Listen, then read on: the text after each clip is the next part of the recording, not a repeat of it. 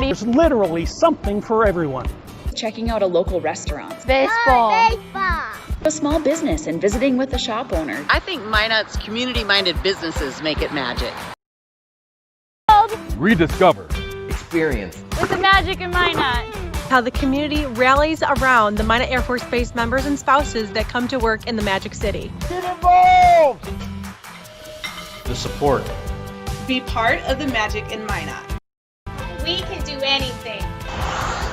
Come and see. The residents that make Minot magic, and that's what I love about Minot.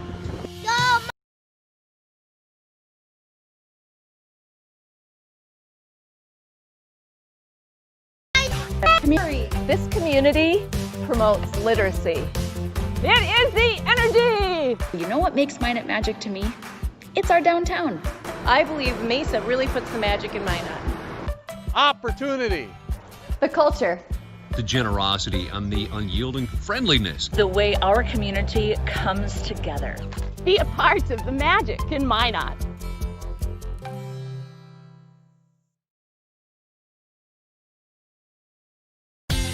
Hey Minot, 2020 is the year for more.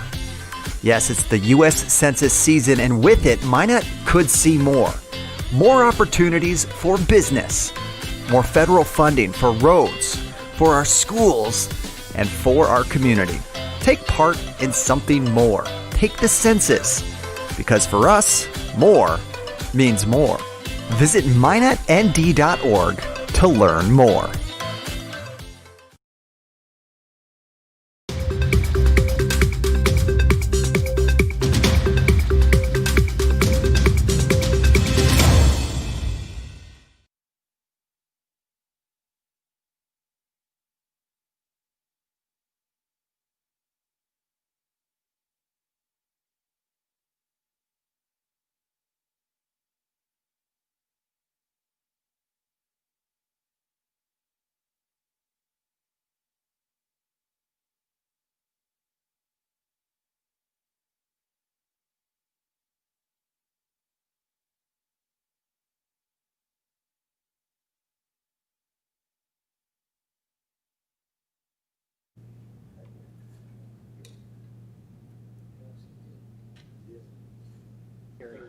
It has room for 4 people. It has room for 4 people, and they have elaborate procedures and protocols and stuff. And 4 people. if you want more, So that's more mass information, I can- mortality? That's our definition? It could be for a shooting or something, like a traffic accident. Best we can do for now. We could throw 10 people in there. We'll call the meeting of the Minot City Council to order for today, Monday, July 20th. It is 5:30 p.m. I would ask that anyone in the audience who has electronic devices either to put them on silent, on vibrate, or turn them off to keep the distractions down to a minimum. Roll call, please. Evans. Here. Janser. Here. Olson. Here. Pittner. Here. Padragula. Here. Russ. Here. Sitma. Here. Pledge of Allegiance. I pledge allegiance to the flag Of the United States of America and to the republic for which it stands, one nation, under God, indivisible, with liberty and justice for all.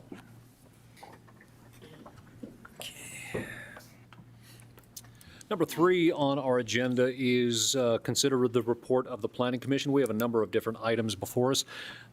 Individually, 3.1 is a public hearing, the rezone of Lot 1 and 2 of Swenson's Addition, a public hearing to consider the request by the Souris River Joint Board in Ackerman-Esfold to rezone proposed Lot 1 from agriculture to public and to rezone proposed Lot 2 from agriculture to residential agricultural. The 2 recommendations before Council that are up for the public hearing. It has approved the subdivision to be known as Lot 1 and 2 of Swenson's Addition, to construct a levee as part of the Moss River Flood Control Project, and to pass the ordinance on first reading to rezone the proposed lots, Lot 1 from agriculture to public, and to rezone proposed Lot 2 from agriculture to residential agricultural. If there is anyone to speak either in favor or opposed to the recommendations that are before us, this is a public hearing. Your opportunity to come forward and speak in favor or against. Once again, a public hearing for the recommendations before us. Seeing none, I would look to the council. Alderman Janser. Mr. Mayor, I move we close the public hearing and approve the item. Second.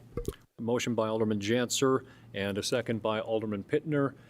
Any discussion on the motion? Any discussion on the motion?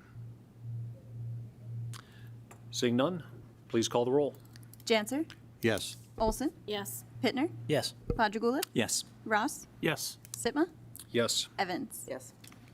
Motion is approved. 3.2 is a public hearing to rezone the Bluffs 14th Edition. A public hearing to consider the request by Ackerman Esfold to rezone the Bluffs 14th Edition from R1 Single Family Residential to AG Agricultural to RA Agricultural Residential. The two recommendations for this public hearing is 1, approve the subdivision of the Bluffs 14th Edition, and 2, pass an ordinance on first reading to rezone the Bluffs 14th Edition from R1 Single Family Residential and AG Agricultural to Residential Agricultural. Again, this is a public hearing, an opportunity to come forward and speak either in favor or opposed to the motion or to the issue before us. Again, a public hearing for an opportunity to come to speak in favor or in opposition. Seeing none, Alderman Pittner. Mayor, I move that we close the public hearing and approve the item. We have motion to approve by Alderman Pittner, second by Alderman Olson. Any discussion on the motion? Any discussion on the motion? Seeing none, please call the roll. Pittner, Yes. Quadrigula, Yes. Ross, Yes. Sitma, Yes. Evans, Janser, Yes. Olson. Yes. Motion is approved. That takes us to 3.3, the subdivision of Bel Air's 25th Edition, Lot 1. Recommendation to the City Council was to approve a subdivision to combine existing lots 10 and 11, Bel Air, the 14th Edition, into one lot to be known as Bel Air 25th Edition, Lot 1. This is not a public hearing. I would look for a motion from the... Yes. So moved. Motion by Alderman Olson. Second. Is there a second? Second by Alderman Pittner. Any discussion or comments from the public?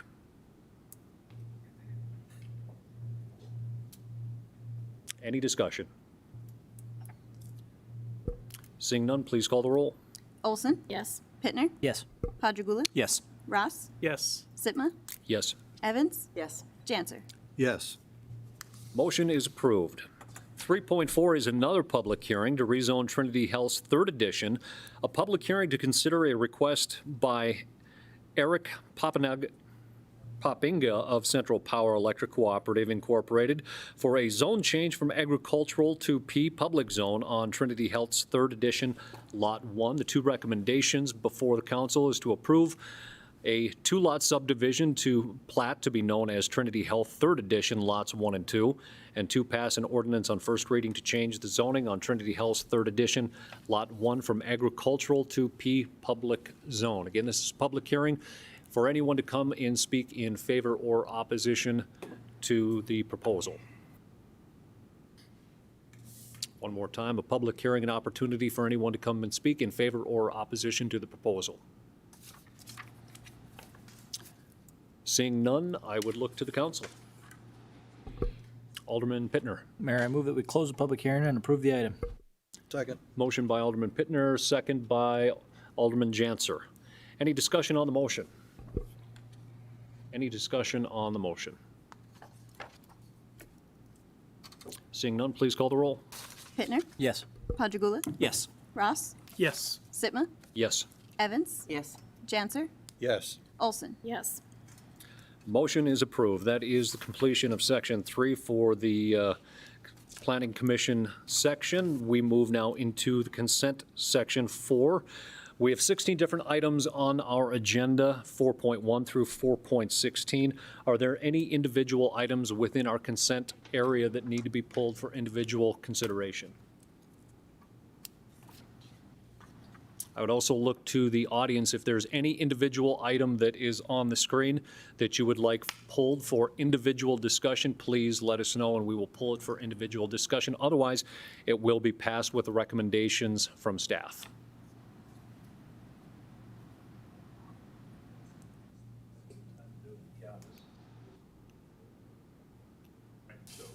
Which numbers would you like pulled for individual discussion? I think we'd like to talk about all of the hangar leases at the airport? 4.10, 4.11, 4.12, 4.13, 4.14, 4.15, and 4.16. Is that correct?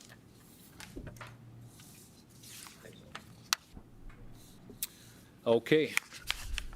That does leave the remaining items of 4.1 through 4.9. Move approval on those items. Second. A motion by Alderman Olson for consent on the remaining items, second by Alderman Pittner. Any discussion on the motion? Again, these items 4.1 through 4.9 will be passed with recommendations from staff. Any discussion? Seeing none, please call the roll. Olson? Yes. Pittner? Yes. Padragula? Yes. Ross? Yes. Sitma?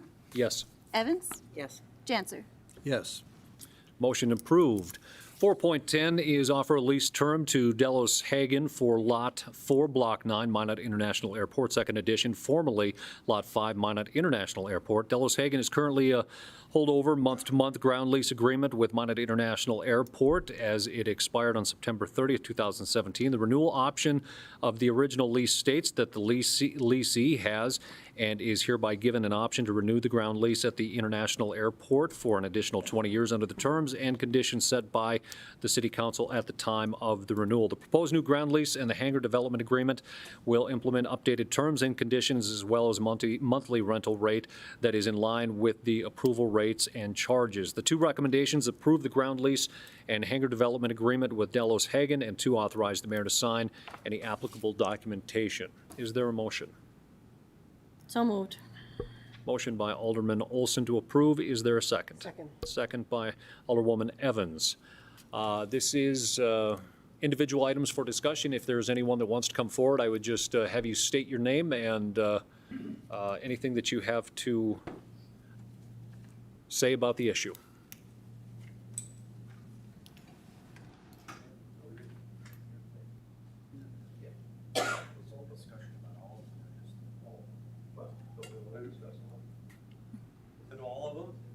This one is concerning Delos Hagen's individual lease.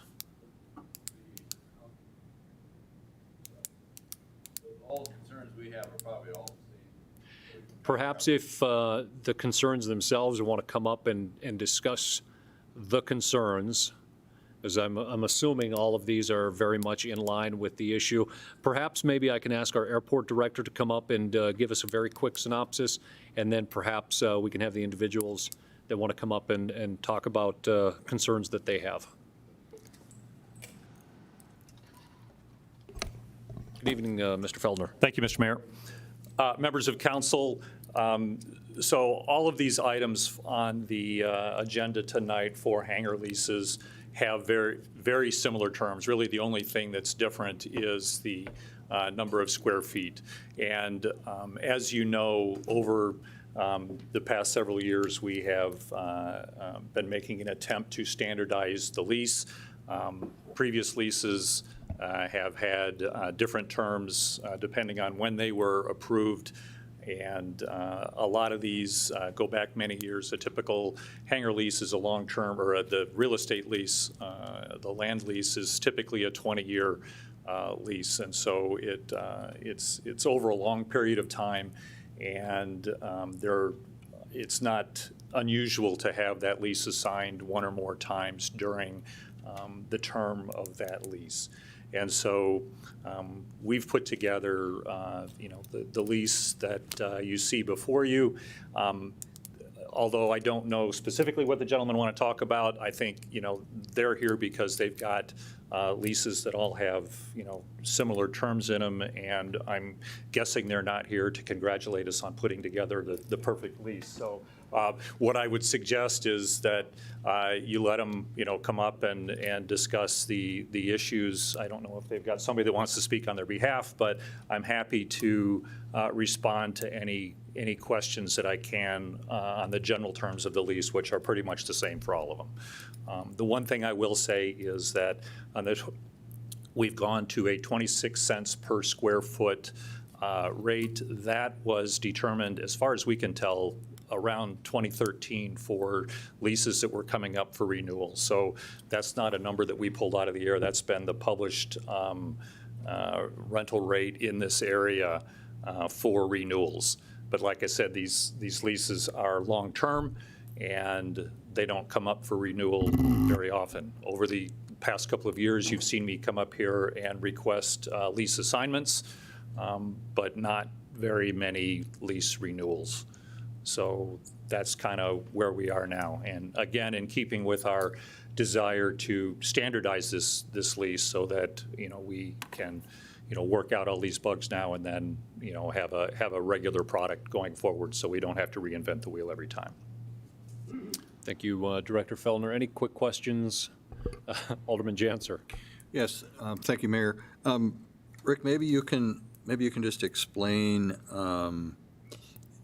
that it appears as, are these leases all coming up right at the same time, or have they? So been most held of these are in a holdover type situation. Okay. So they may have expired in 2017, or they may have expired in early 2020, and they've been month to month since their expiration and holdover. Okay, so when these leases were first put together, most of them, had a lease rate in them that did not change over the 20-year period. So if it was 18 cents a square foot, it didn't go up.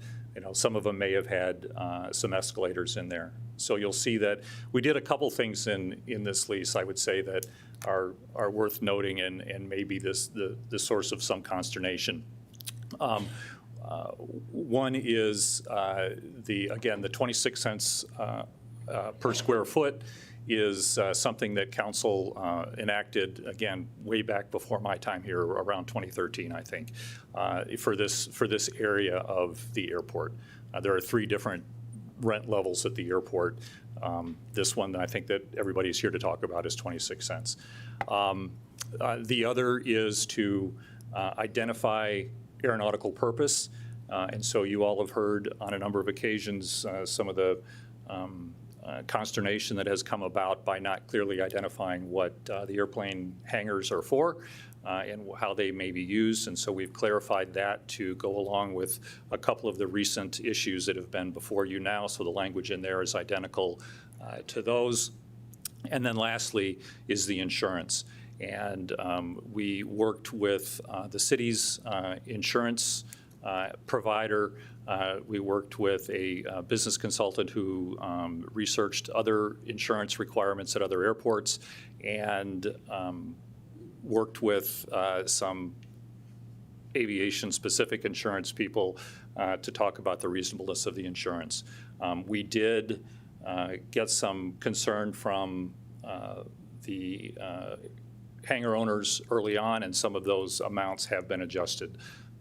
But we went back to take another look at the insurance and do what we felt like was in the best interest of protecting the airport and the city and being reasonable to the aircraft owners and the hangar owners there. So again, I think that's probably what these gentlemen behind me probably want to talk to you about, and so I'm eager to hear, as you are, I'm sure, what their thoughts are and how we can figure this out. Alderman Pittner, did you have a follow-up? Mark asked my question, but I came up with a new one.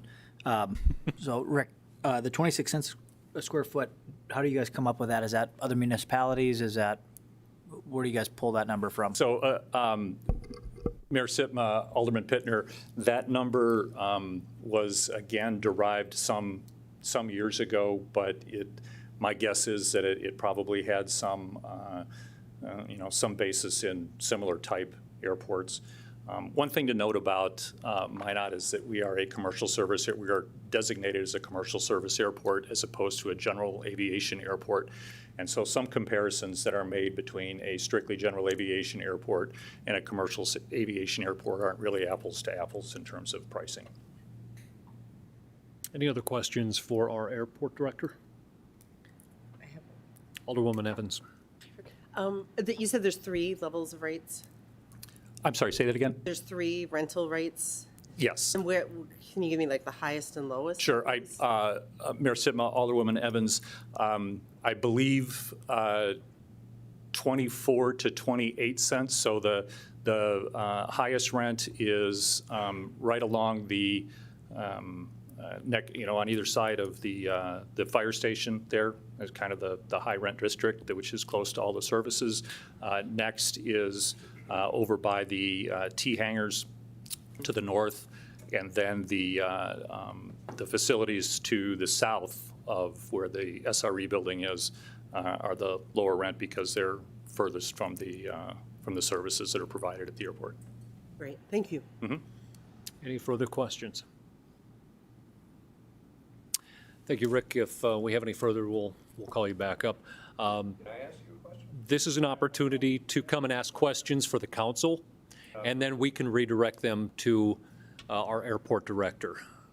Within the council meetings, any direct questions come to the council, and then we can ask for clarification from the director. So if you want to come forward and ask a question, we just would ask that you state your name for the record and approach the council. Hey, my name is Jim Larson. We will need you at the podium, though, for the microphone. I am an aircraft or a hangar owner at the airport, and there is a provision in the new lease, and several, as Rick mentioned, several of the insurance amounts have been adjusted since we began negotiations with the city, and they are much more reasonable now. They're actually kind of standard amounts. We appreciate that. But there is a provision here that people who have aircraft in their personally owned hangars have hull insurance on the airplane, which is the equivalent of collision insurance on an automobile. And I would like to know what the benefit to the city is to require hull insurance. Hull insurance is very expensive on older airplanes or home-built airplanes, or it's virtually almost unaffordable. And I see no benefit to the city for requiring hull insurance. We all have liability insurance, and we can all get the city named as additional insured on that hull insurance, but or on the liability. But the hull coverage, I have a particular problem with that. I just don't see where it benefits the city. Okay, thank you. We will look to Mr. Feldner for the answer on that. Again, the question is essentially is the benefit to the city regarding the hull insurance versus just liability and the protection to the city. Yes, thank you, Mayor Sitman, members of council. Hull insurance that is required on these terms is for the current value of the aircraft, so it's not the replacement value of the aircraft. While I am not an insurance expert by any means, the rationale for this is that, as I mentioned, these are long-term agreements that we have with these lessees. So they're 20 years, and again, they may get assigned during that time. When you have a long-term agreement like that, we want to make sure that the city and the airport are covered and that the aircraft owners are able to keep up their financial commitment throughout this long-term contract by having this type of insurance on their aircraft. So if their aircraft is destroyed, we don't want to be in a situation where somebody's able to walk away from their commitment simply because they couldn't afford to either get another airplane or repair their airplane or something like that. Again, this is what was recommended by our insurance people, not something that I was familiar with before. Any questions or follow-ups with that? Mr. Larson, if you have a continuation. The FAA requires no insurance of any kind on aircraft. I personally think it's very smart to have liability. And also, the liability provides premises insurance for our hangars, $1 million, naming the city as additional insured, but there is no benefit to the city for hull coverage or collision insurance, as non-pilots would know it. So it doesn't. And to answer your question about the rates of the other airports, Dickinson is 23 cents a square foot. Jamestown is 17 to 21. Bismarck is 23. I don't have Fargo's. Fargo's has two rates. One of them is substantially less than ours. The other one may be higher. It's a much more modern area.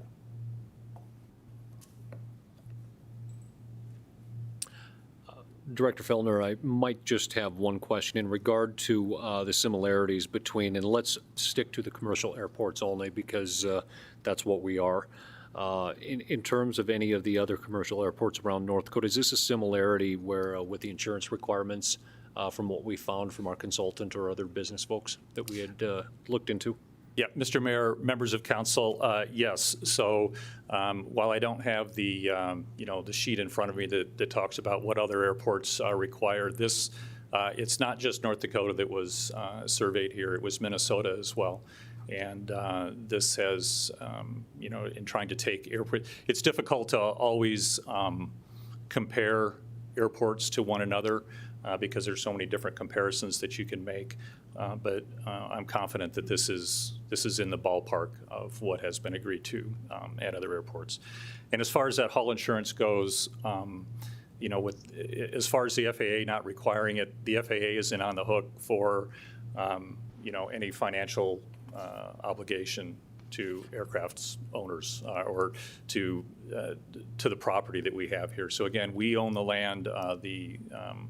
The hangar owners build those hangars on there and lease the land from us. So we have a financial stake in making sure that things are successful there. Thank you, Mr. Feldner. If you would, your name for the record, sir. We will need everyone to come to the podium there. My name is Danny Schatz. I have a hangar at the airport.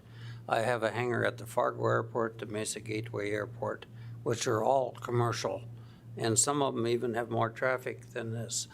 I have a hangar in Fargo that's 3 times the size of this, and the rent for this one here is going to be $200 more than in Minot than it is even in Fargo. And I understand some of these adjustments and appreciate the fact that you're updating the lease.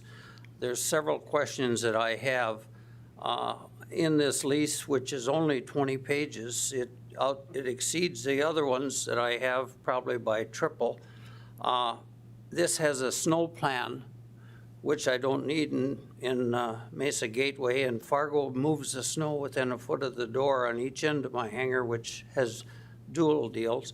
The hull insurance, I think, is something that's really immaterial to the land lease as far as I'm concerned, because those of us have airplanes that range anywhere from millions of dollars to hundreds of dollars. And it's probably not of much use to the Minot Airport to know either one of them. One of the things that I noticed is the renewal lease, they tried to estimate how much the rent would go up, and having some commercial property, it's probably pretty tough to decide how much you're going to increase the rent in 5 years because of the cost of living or whatever, and I think that's probably a little premature. One of the things that I noticed in here, it looks like if we come to a disagreement, it looks like the city or I have 7 days to evacuate, which might be a little bit unnecessary, I think. At the same time, there are several things that I appreciate at Minot. I mean, I'm from this part of the country, and I really enjoy the use of being able to come in here and have it. So at the end of the day, I'd like to be in a situation where I continue to have an airport hangar here rather than go someplace else because my needs are here. So with that, I guess I'll just plain sit down and listen. Thank you, sir. Thank you.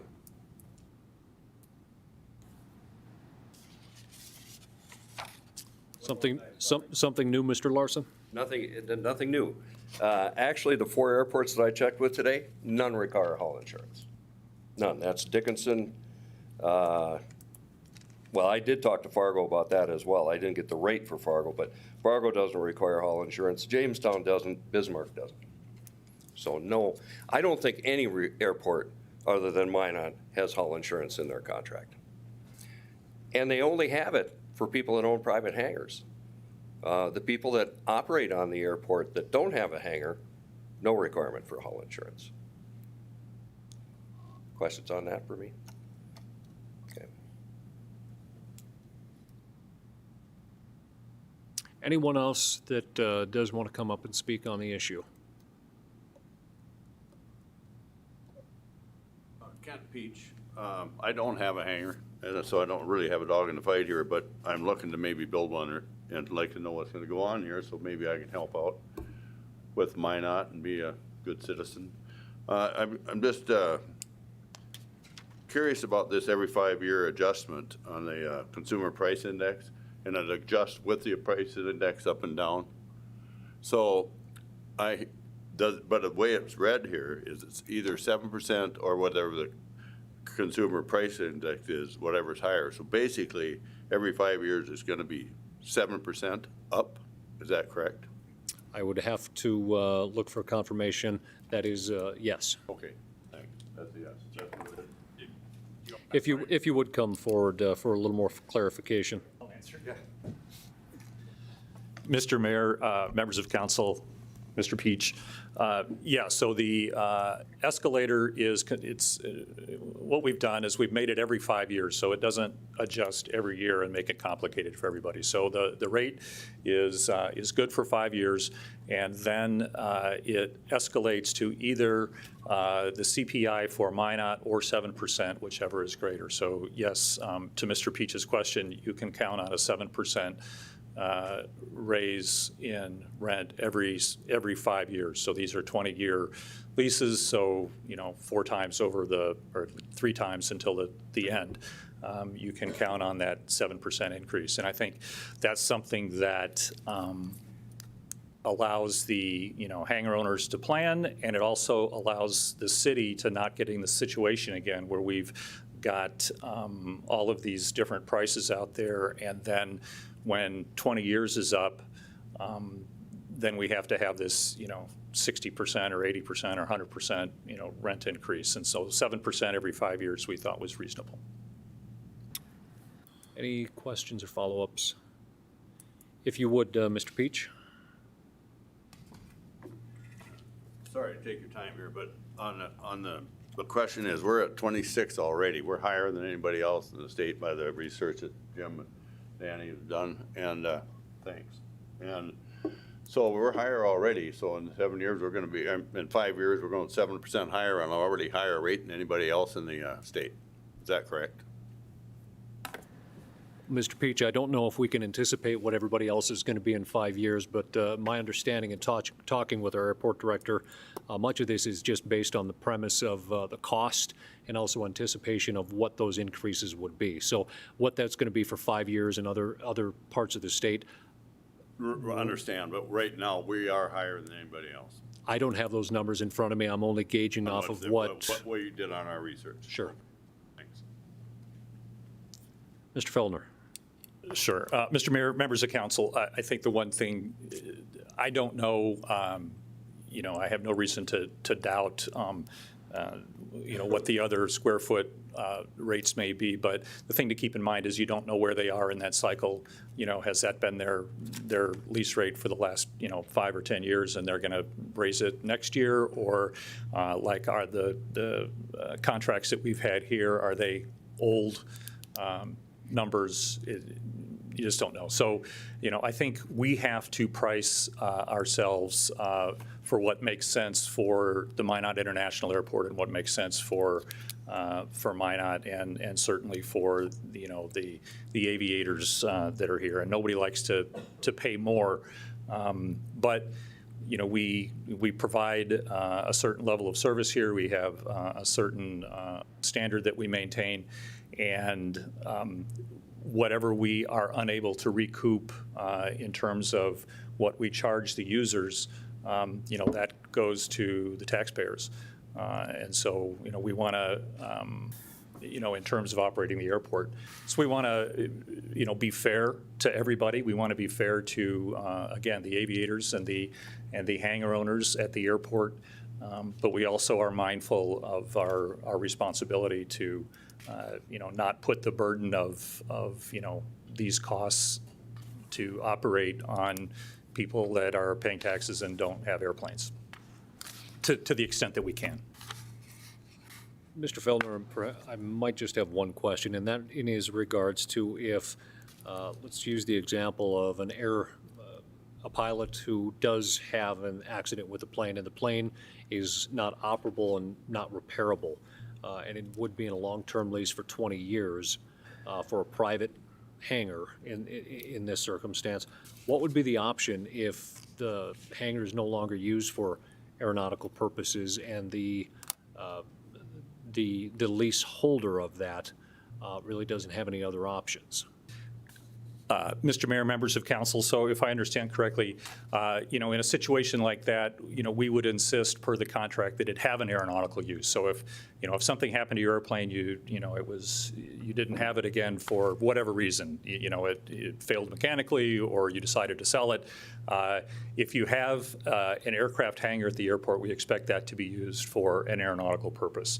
And so, we couldn't, have somebody turn it into a, storage area or a place to keep your boat or whatever. So we would expect it to continue being used aeronautically. So if they wanted to get out of the airplane business, certainly we would talk to them about, ending that lease, or they could, they have the option to assign that lease to somebody else. The building is theirs, to sell. If they want, with our permission for the land that's underneath it. So I think there's a number of options there, and we just don't want to get in a situation where a building is an aircraft hangar is being used for something else other than aviation. Perhaps Mr. Feldner was at the 7 days that was referenced. Mr. Mayor, members of council, yeah, so that's a great question. The 7 days we have in there just to make sure that once the relationship is concluded, that we move on and we don't spend a lot of time debating and litigating after the relationship is done. So in reality, what's going to happen is that, 6 months before these leases expire, we're going to be having conversations about, what's your plan and what do you want to do, and coming to an agreement on that. What we don't want to happen is, have the lease expire and then not be able to get a new lease in place and then be kind of left in limbo like we have been with a couple other situations that you're aware of. We want to be able to conclude that and move on. But I think, certainly 20 years from now, it's not likely that I'm going to be your airport director. But I think it's reasonable to assume that, we have a good relationship with the aviation community here, and we want to work with them at the end of that lease to see what makes sense for everybody. I don't anticipate a situation where we, tell somebody they've got 7 days to get out, surprise them at the end of their lease. That's not the intent. Any other questions? Thank you, Mr. Feldner. Alderman Patagula, do you have a question? Yes, quick question. For me? Yes. I'm sorry, I didn't mean to leave. I'm sorry. I wasn't thinking quickly enough. 26 cents a square foot, what's the average size of the hangars? Talking about roughly? Well. And that's 26 cents per month, right? Per square foot? Yeah, so if we look at this first one here, 5,274. 5,000. The next one is 3,328. Flying S is 4,800 square feet. So, somewhere in there in the 3,000 to 6,000 square foot. So at 4,800 square feet, we're talking about $1,248 per year, or $104 per month. Per year? Per year. $1,000. Right. So a couple pennies per square foot is not going to be a whole lot. Well, that, I guess, is up to the person who's paying it to judge whether they think it's a lot or not. But yeah, that's what it comes out to. So, you know, at 26 cents per square foot, a 4,800 square foot lot is $1,248 or $104 per month. So, and we've talked about this not tonight, but at other discussions that we've had about land leases. And part of what the airport is charged with doing is promoting aviation. And so these long-term leases that are federally obligated, meaning that the FAA paid for 90% of the land that we are now leasing out. You know, their rule is that, you know, you want to charge a fair price for this and one that allows people to promote aviation. So, you know, we have a very low per square foot rental rate, and then, you know, private individuals come in and put their own money into it and build hangars of varying size and quality and lavishness or not, or Spartan, you know, depending on their taste, and then you know, then they're expected to use that hangar for aviation-related purposes. You know, fly in and out, buy fuel, buy maintenance services, support the aviation community, and that's part of our job as airport administration is to support that. So that's why it's not, you can't really compare it to, you know, what space costs at the mall or other commercial space out there, because, you know, it shouldn't be exorbitant, but and I don't really feel like it is at 28 cents. Thank you. Or 26, sorry. Thank you, Mr. Feldner. Mr. Larson, something new? Just wanted to clarify one thing on the 7 days. If the leasee and the airport or the city have a falling out, that's when this 7 days goes into effect. So we have 7 days to remove our building from the airport premises, or it becomes property of the city. Now, I can't even get a contractor to return a call in 7 days, much less come and take that building down and move it out of there. So that should be changed somehow. And I don't know if it's really going to come to that, but still it's in here, and it kind of looks like taking a property to me. 7 days, you can't get a building down in 7 days. I would look to our city attorney for a little bit of clarification. And then Steve, on your question of the Mr. Larson, if I could just get a quick clarification on that from our city attorney. Mr. Mayor and members of council, just for clarification on that statement, if there is a falling out between the parties, there is a notification process of breaches of contract, a cure period that comes into play. So it wouldn't be, we had a falling out, you have 7 days to get your building removed. There's a period of time that happens, there's discussion that happened amongst the parties before it gets to, we're terminating and now you need to act and remove things. So just for that clarification. Madam City Attorney, would that be similar to some of the other issues that have been brought before council on some of the other aviation issues that we've seen? Mr. Mayor, I believe we did do a cure period for some of the issues that came up last year. Okay, thank you. Please continue with your question. And regarding the cost per square foot, it's not the cost per square foot of the building, it's the lot that the building sits on. So it's quite a bit bigger than the square footage of the building. Okay, we're paying 26 cents a square foot for a lot. And part of that lot is an apron, and part of it is behind the building that can't be used for really anything. We can't do anything with it. There's some on the sides of the building for fire protection, 26 cents a square foot on all that. But is it correct that the average monthly lease still is a little bit over $100 for everything? It can be. It depends on the size of the lot. But for my lot, for instance, the new rate's $114. The last contract, which had consumer price index increases in it, I don't remember how many years on the old contract. There were so many different contracts, I don't know. Okay. But it was $54. So this is 110 to 115% increase. Any further questions? Okay. And Mr. Mayor, on your question of what are the options for somebody that, you know, destroys their airplane or whatever. The buildings are private property, they can be sold, just like the airport director said. So if I was in a position where I wasn't gonna fly anymore, I would sell the building, and of course, that has to be run through the airport. But that's an option. The hull coverage thing, that should be removed out of the lease, and that's what we're asking. Not liability coverage. I'm fine with mandating that, but hull coverages should be removed. Thank you. Thank you, Mr. Larson. Anyone else that wants to speak on the issue? Mr. Peach, do you have something more? Alderman, as far as the lease goes, I can see where you think it's low.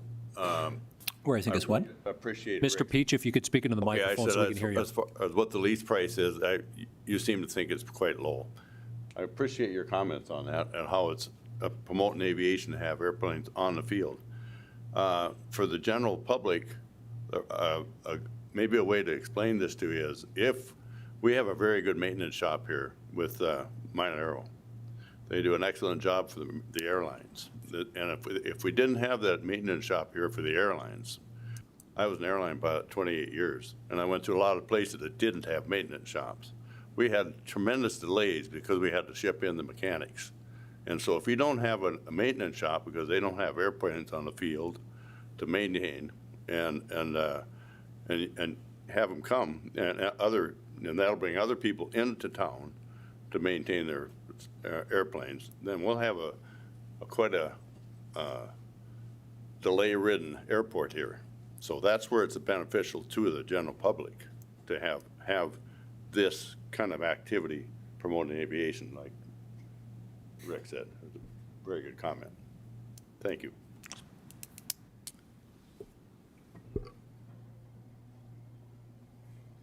We do have a motion on the floor. I would look for any comment, If you would, please come to the podium and state your name then, for the record. Okay, Mr. Mayor, thank you. My name is Perry Weisberg, and I am a hangar owner at the airport here, and I would like to just address two specific items of concern to me. One is the requirement for the hull insurance, as has been identified, and I have to agree that I don't see the value in the city mandating the hull insurance aspect of the aircraft on the property. The second item I would also like to address is the 7-day clause. And I understand from the city attorney that there's other processes that need to occur. I understand from Mr. Feldner that it's not the intent to enforce this. If that is in fact the case, it would be my position that then the 7-day mandate should not be in the lease. Madam City Attorney. Mr. Mayor, maybe there was confusion on what I said. I want to make sure that it's clear. So the 7-day clause comes into place at the expiration or the termination of the lease. In order to terminate the lease prematurely, there would have to be some sort of breach of the lease. And so if there is a breach, then the city needs to notify the tenant and give them an opportunity to cure the issue that the city alleges is a breach. So there would be that notice and cure period that would have to happen before there's any, and then a termination of the lease prior to that 7-day kicking in. And so if that helps clarify, but we would still need a time period in there for there to be action on the building, or it would revert to the city. So we can't just remove that period of time, I guess. And I would look perhaps maybe to some of the action of how we've worked with some of the other folks up at the Minot International Airport. The hobby shop comes to mind, and some of the other challenges that have been before the council here over the last 12 to 24 months. It lasted much more than 7 days. I think the 7 days is at the very end if nothing does happen through the process. Okay, perhaps a further question that I might add to that then is, could there be some more clarification, or should there perhaps be some more clarification on that process that would occur that would give the I guess, the hangar owners a little bit more of insurance or assurance as to what their rights actually are. Mr. Mayor and members of council, all of that is in the lease. There's an entire section on termination. Okay. And so there's an option for the tenant to terminate, the city to terminate, and that's all laid out in there with the time frames and cure periods. And then I believe the removal of the structure is under a different section, but it refers to the termination sections. All right. Thank you for the clarification. That must have been buried in that 20 pages that he was referencing earlier. Any further comments or questions? No. Okay. Thank you, sir. Motion before us, Alderman Olson. Mr. Mayor, if I have a question for Mr. Feltner. The hull insurance seems to be the biggest sticking point. Where are you at with the hull insurance? If we did modify this motion at all, would liability insurance be sufficient, or do you think that hull insurance is necessary? Mayor Sitma, Alderwoman Olson, yeah, I get the same impression that you do, that hull insurance is the big sticking point here. I will say that, the reason it's in here was upon recommendation of insurance people and other business practices. But, I think you all have the ability, if you want, to amend it and take that out. The concern would be, again, that we have a long-term business relationship with these lessees, and the amount of insurance they have, may come back to bite us as a city and as an airport if they don't have it.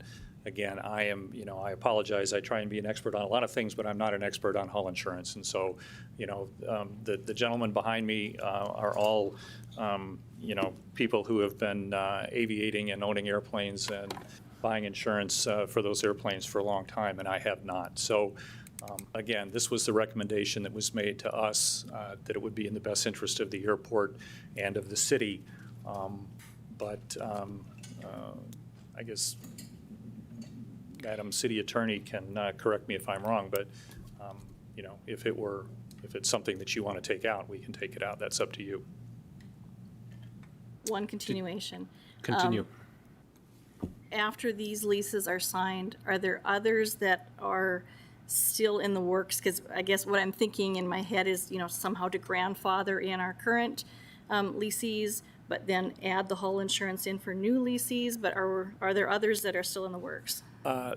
Mayor Sitma, Alderwoman Olson, so our intent is to have a standard type of lease and not have different terms for different people doing essentially the same thing. And that's what we're talking about here, is people that lease land from the airport, erect their own building on it, and then are active in the aviation community and have airplanes come in and out, which is the lifeblood of the general aviation community. So to me, I don't think it would make sense to have two different standards. Okay.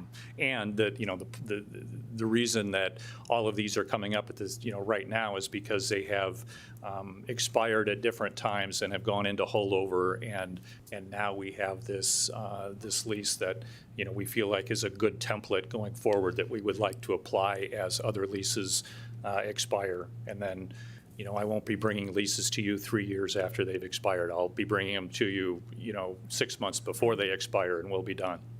All right, thank you. Alderman Pittner. Thank you, Mayor.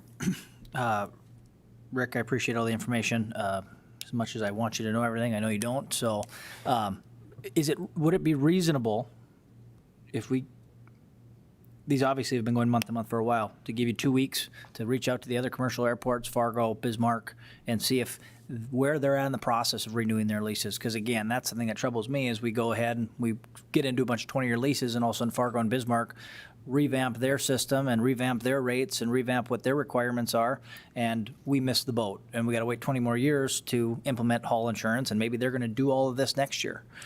Is it possible for you in 2 weeks' time to put this back on an agenda and do some digging on that item, since that seems to be the sticking point? Mayor Sitma, Alderman Pittner, yeah. So we've done that. We have done a lot of research on this, and what we came up with is what we think is is the best product. Now, like I said, that, it is certainly your prerogative to make some changes to that if you want to, particularly in this area of hull insurance. But as far as the rates go, that is essentially ordinance now as far as what the 26 cents is in this area.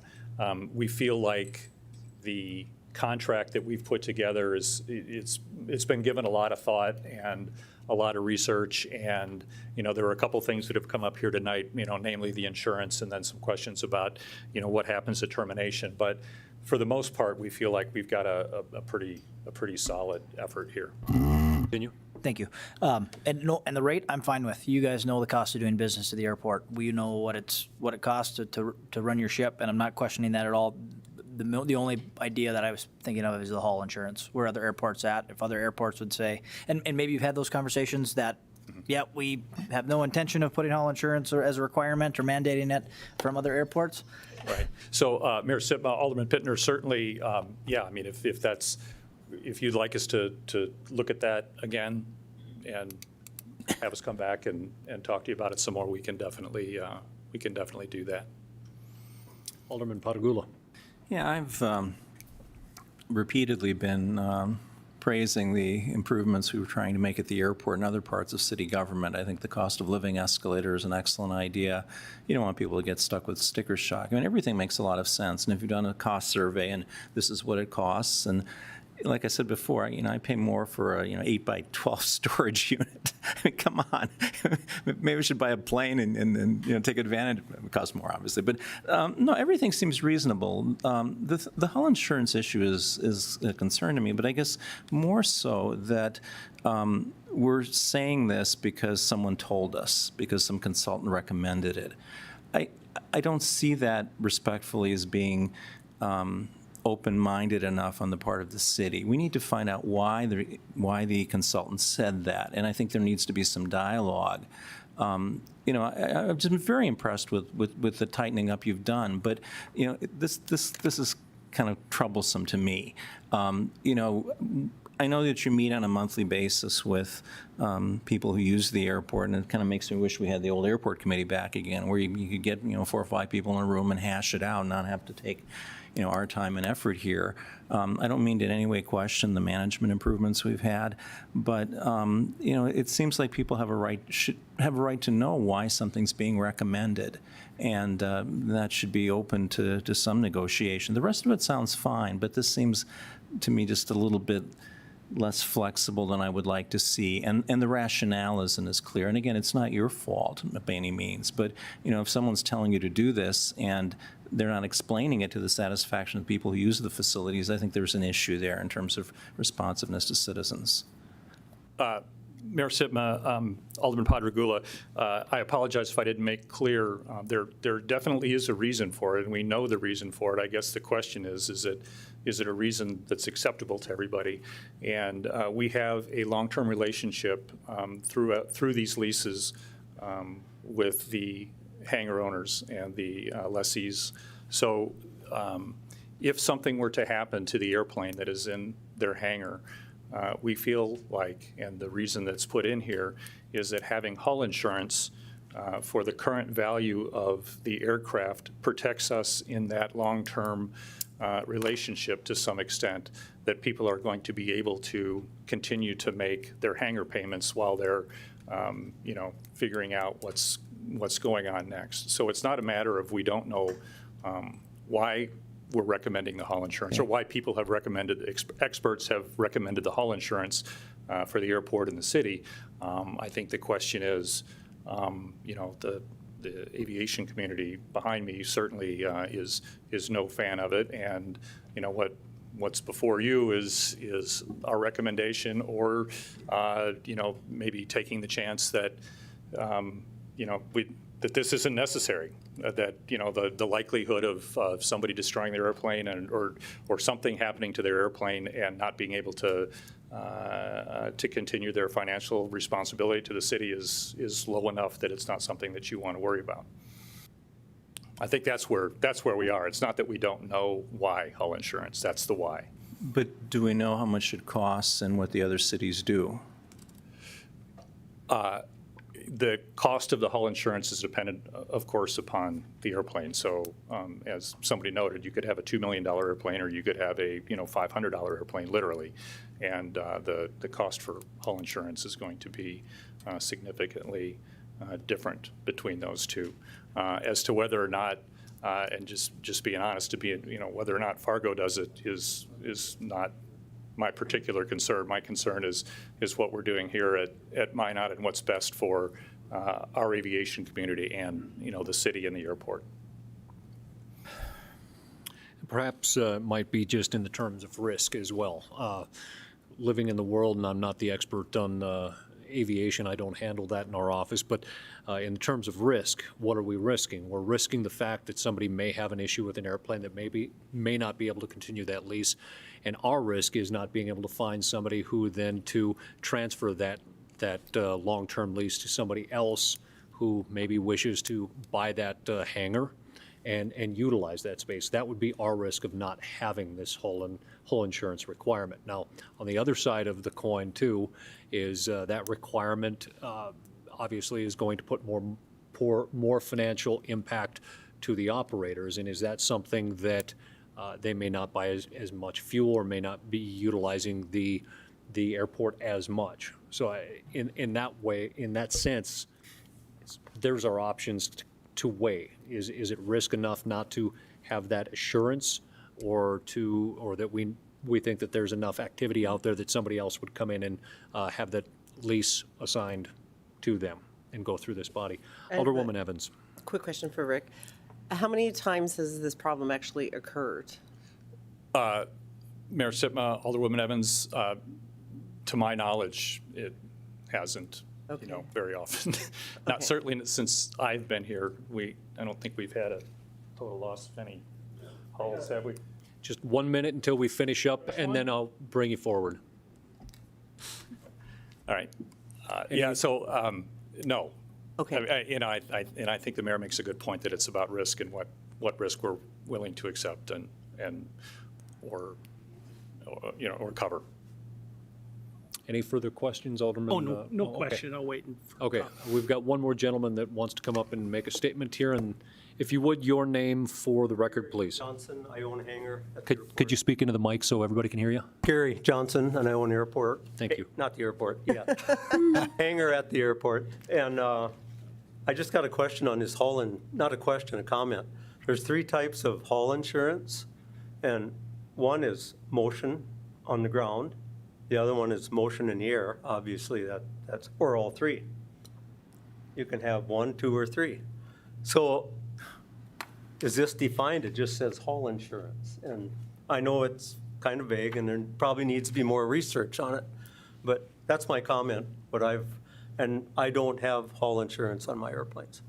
I have liability, and they're safely tucked away in the hangar. And that's where it's at, just that comment. So that might help you a little bit on what hull insurance is. I guess it's like, do we need life insurance? It's similar to that. And then the comment on the cost per square foot, I've owned the hangar for several years, and you get in a groove of paying so much a month. And I got the square footage, but if I'm paying $58.44 a month now, and it's going to jump to $103.61, that's quite a jump. And I am retired, so the budget, I'm not going to get rid of it, but I think a lot of people see that big jump as a scare, and I hope it don't scare people away. Thank you. Thank you, Mr. Johnson. I just have one question for our city attorney. Alderwoman Evans. So let's say we would do a motion to strike hull insurance. What would be our options to require that at some point? Do we have to wait for like some kind of event? Would we be able to revisit this in 6 months, a year, and then amend leases? Like, walk us through that. Madam City Attorney. Mr. Mayor and Alderwoman Evans, the insurance provision in the lease does allow the insurance requirements to be amended from time to time.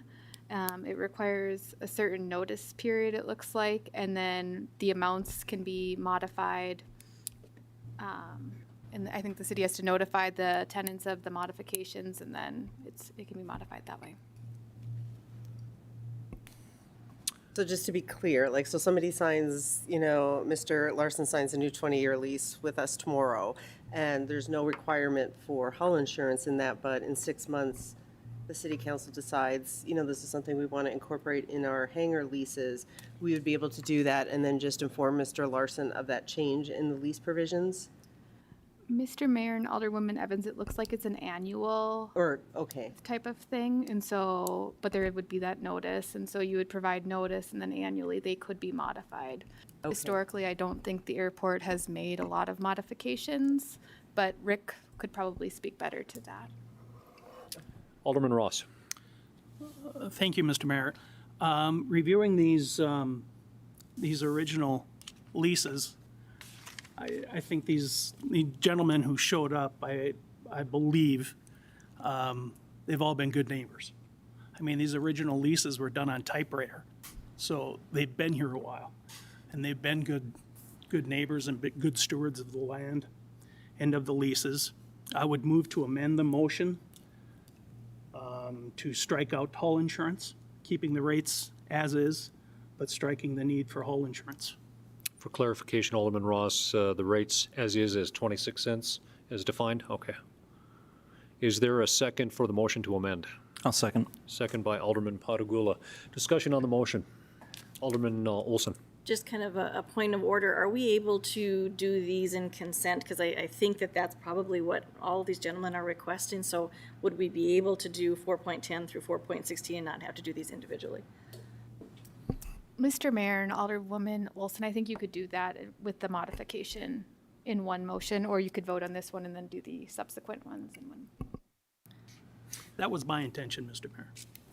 Okay, Alderman Ross, motion, and then the second was Alderman Patagula. Do you agree with the consent on the rest?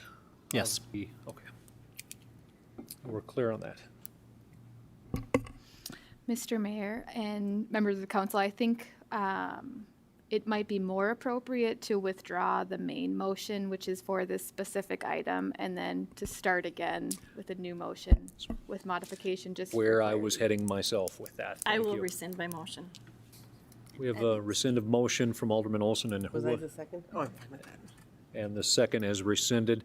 And before another motion is made, I would look to the individuals. Is there a lot of individuals here? Is there anyone that specifically wants their individual item voted on rather than in consent with all of them with the amendment that was mentioned? Okay. I would look for the motion perhaps. Alderman Ross. To approve, Mr. Mayor, to approve consent items 4 through 10 through 416. Approve the leases upon striking the hull insurance from each of the leases. Is there a second? Second. Second by Alderman Janser. Discussion on the motion. Alderman Janser. Thank you, Mr. Mayor. I think Tom's point about the responsibility that these leaseholders have shown over time, and what appears to be a unlikely event that would require this hull insurance, which in fact is a significant cost to the aviators to carry. I think we're doing the right thing here, and I'm going to support this motion. Mr. Larson, did you have any final comments? Just one question, and that is that... if we could wait until you get to the microphone so everybody at home can hear you. Okay. Thank you. There have been leases approved in other council meetings, and would this motion then change those leases as well? Because I think mine was approved a week or 2 weeks ago or 3 weeks ago or whatever. Does not. It's not on here. It was approved earlier. So, Mr. Larson, they likely would have to come back for reconsideration to keep things consistent. Or there is, as the city attorney mentioned, a provision in the lease that looks to me, and maybe you could clarify this, it looks to me like the airport manager or annually can review certain types of leases, and it says here that level and types of insurance required by the leasee can be reasonably increased or decreased, the level and types of insurance. So it kind of looks like perhaps the airport management can strike the hull insurance at their convenience. And they could also put it back on, which is item C, page 14 on the lease agreement. I'd either look for clarification from our city attorney and or airport director. Yeah, Mr. Mayor, members of council, and in conjunction with the city attorney, maybe I could suggest that where this lease has been used as a template, as in this situation here, I can come back to next council with a recommendation to amend those specific leases. So I think this is the only one, but if there are more, then I'll dig those up, and you know, the ones that we're using this template, we'll make sure that the hull insurance is not on it, if that's acceptable to the council and to the attorney. I'm not seeing any objection. Thank you, sir. We have a motion and a second. Any further discussion on the motion?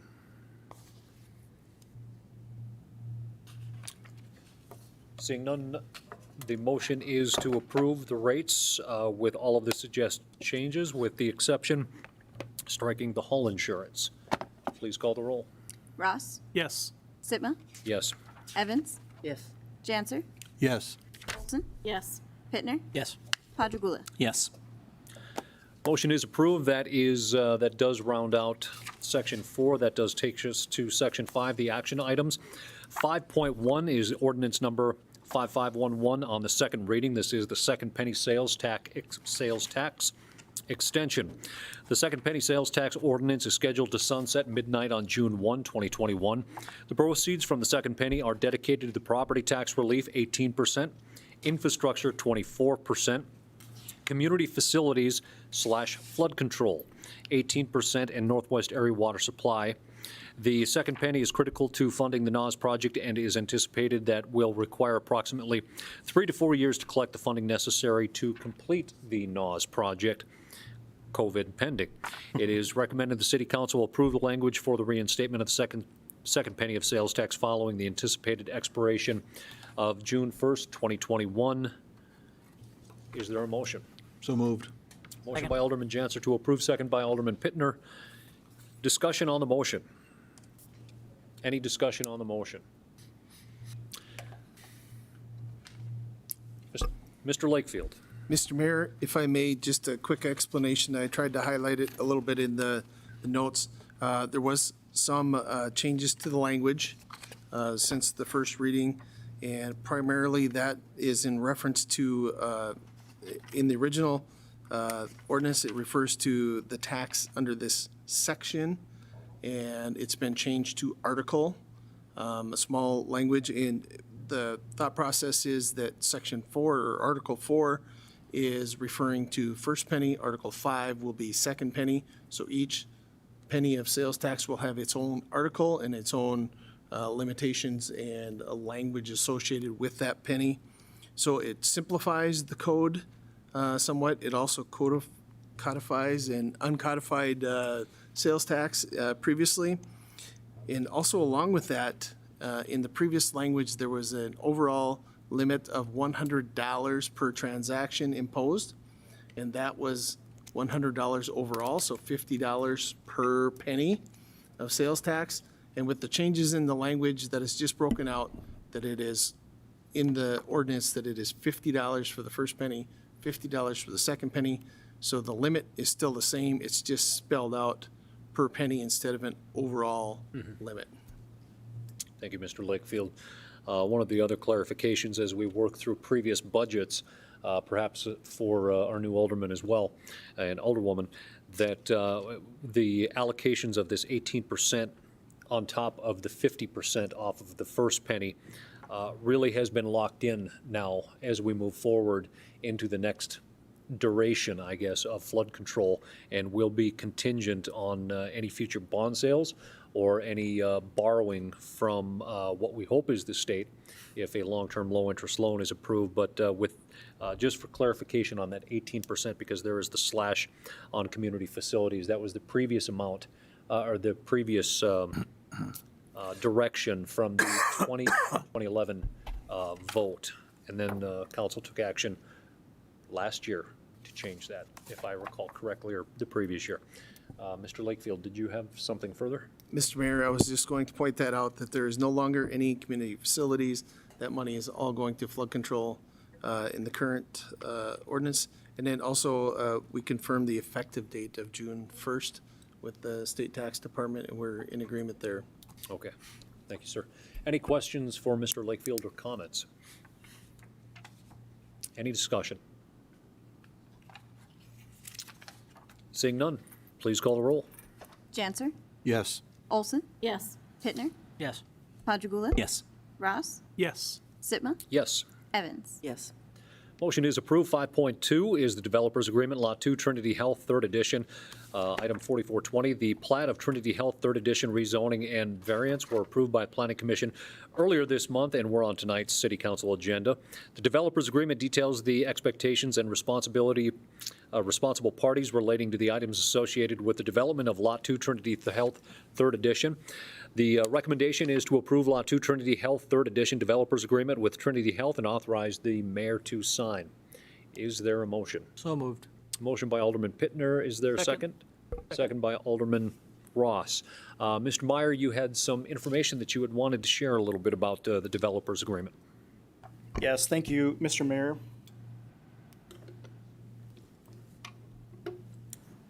What I wanted to do is just briefly walk through why we're recommending this developers agreement. Trinity Health had expressed some concerns with this agreement being tied to the plat, and I just wanted to provide some background information as to why this is important. Essentially, what we're asking for, it's very simple, and if you take a look at what we have going on here in Southwest Minot, so for reference, 37th Avenue, and then Trinity's new hospital being constructed here on this lot. This is the parcel being requested to be subdivided into what you see in your packet, a small, I believe it's 3-acre lot down in this corner for the new Central Power substation, and the remainder would remain one lot until someday in the future the parcel's subdivided. Since Trinity started their project here and had platted this years ago, our department has been very deliberate in saying that eventually we want to see, what is Crossing Street continue on in some way, shape, or form from west to east. And as property starts to develop in Southwest Minot, we want to see a connection here to 16th Street. This is important for several reasons. One, if you don't have any other east-west roadways down in this corridor, this is a half a mile from 37th Avenue south. And that's a big roadblock. And essentially what happens is as these other parcels continue to develop, everyone's going to be forced to the north up to 37th Avenue to navigate that area of the city. This will create traffic problems for us in the future.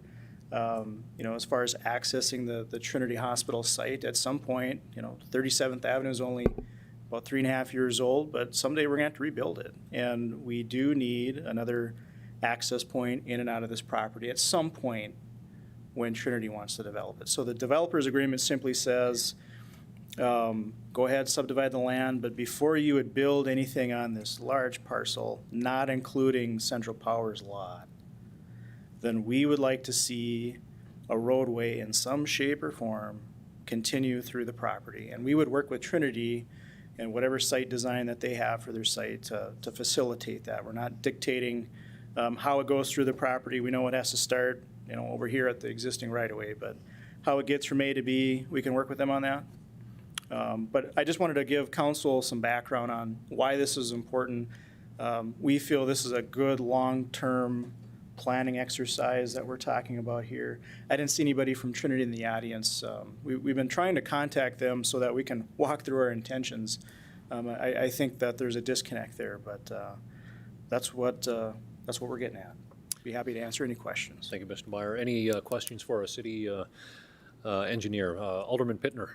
Thank you, Mayor. So, Lance, is there any reason to believe that Trinity wouldn't be supportive of this? They wouldn't want a road at any point coming through this, or they would object to this in the future? Mr. Mayor and Alderman Pittner, I think from Trinity's standpoint, their concern is they don't know what they want to do with that remaining land yet. So I think their concern is this is going to limit their options in some way, shape, or form, which is valid. And that's why what we're trying to say is, we're not requiring you to plat a paper right away at this time or provide the city an easement or anything like that. We're just trying to say that we want to work with you to plat a right of way through that property at some point in the future when you do have a plan for that parcel.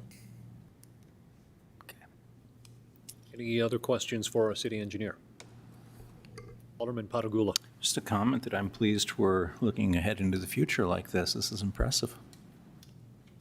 And I wish Trinity were here. I feel uncomfortable speaking for them, but they're not here. That's too bad. Sure. Any other questions or comments? Thank you, Lance. You're welcome. Any further discussion on the motion? Any discussion? Seeing none, please call the roll. Pittner, Yes. Padragula, Yes. Ross, Yes. Sitma, Yes. Evans, Janser, Yes. Olson. Yes. Motion is approved. 5.3 is ArcGIS Enterprises Configuration Consulting Contract Approval 4549. The engineering department is in the process of converting over our existing legacy GIS platform to the industry standard ESRI GIS platform.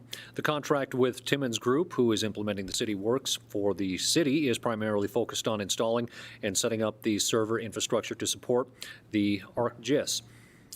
Two recommendations before us is that the council approve the contract with Timmins Group to provide the GIS consulting services, and two, authorizing the mayor to sign the contract. So moved. Motion by Alderman Janser, second by Alderman Pittner.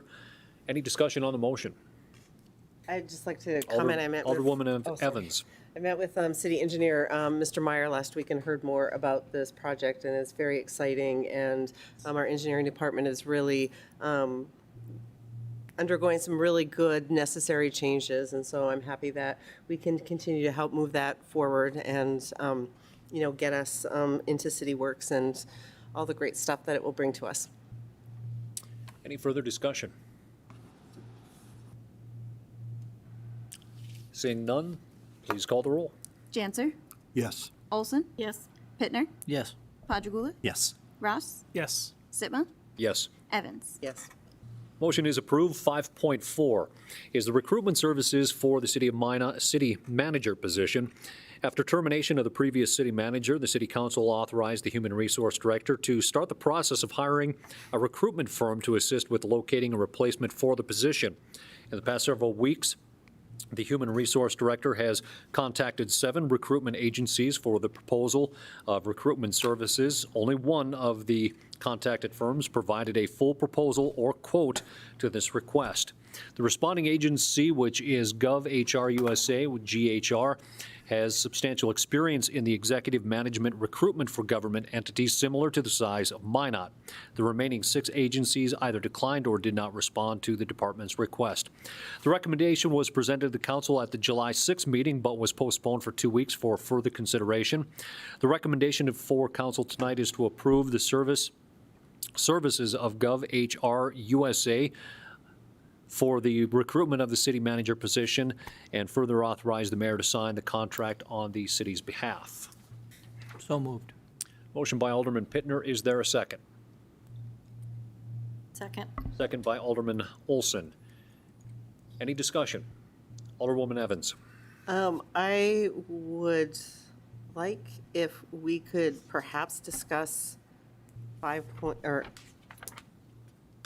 job description, you know what I mean? Because I think if we can agree and maybe get Ms. Junt, the job description we're all okay with, we could then have her move forward. Right, because she can't really move forward. The recruitment firm would need to sort of know what we're looking for. So I see these two things as sort of being hand in hand.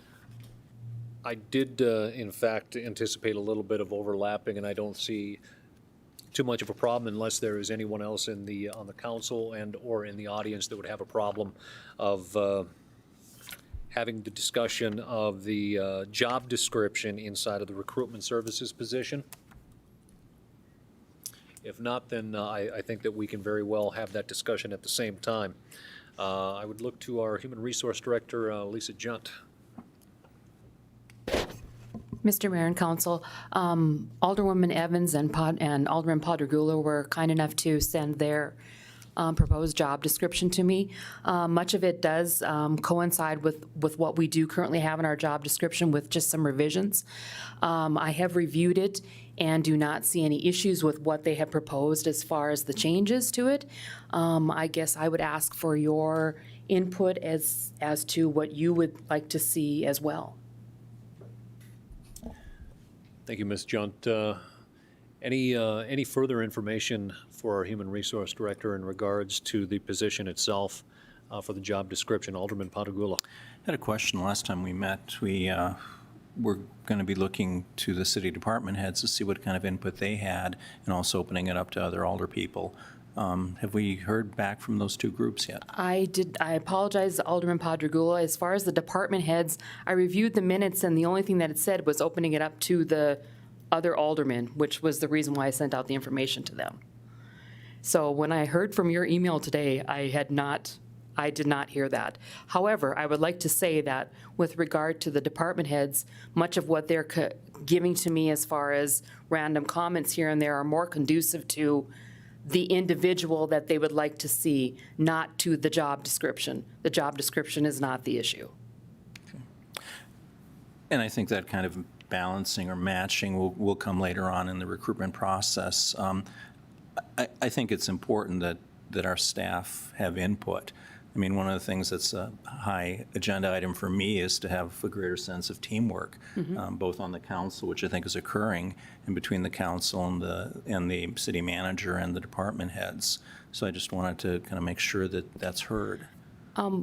With regard to the job description, however, even the one that you've given with revisions, much of it is similar to what we have, other than being more specific in certain areas.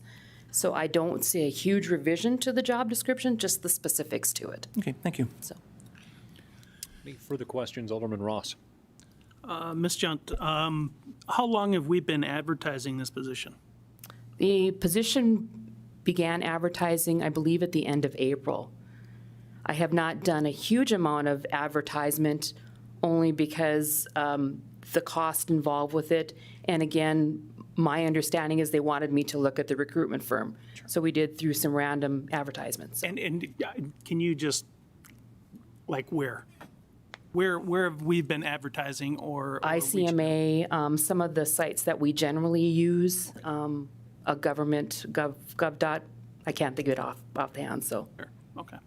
Have we, at this point, have we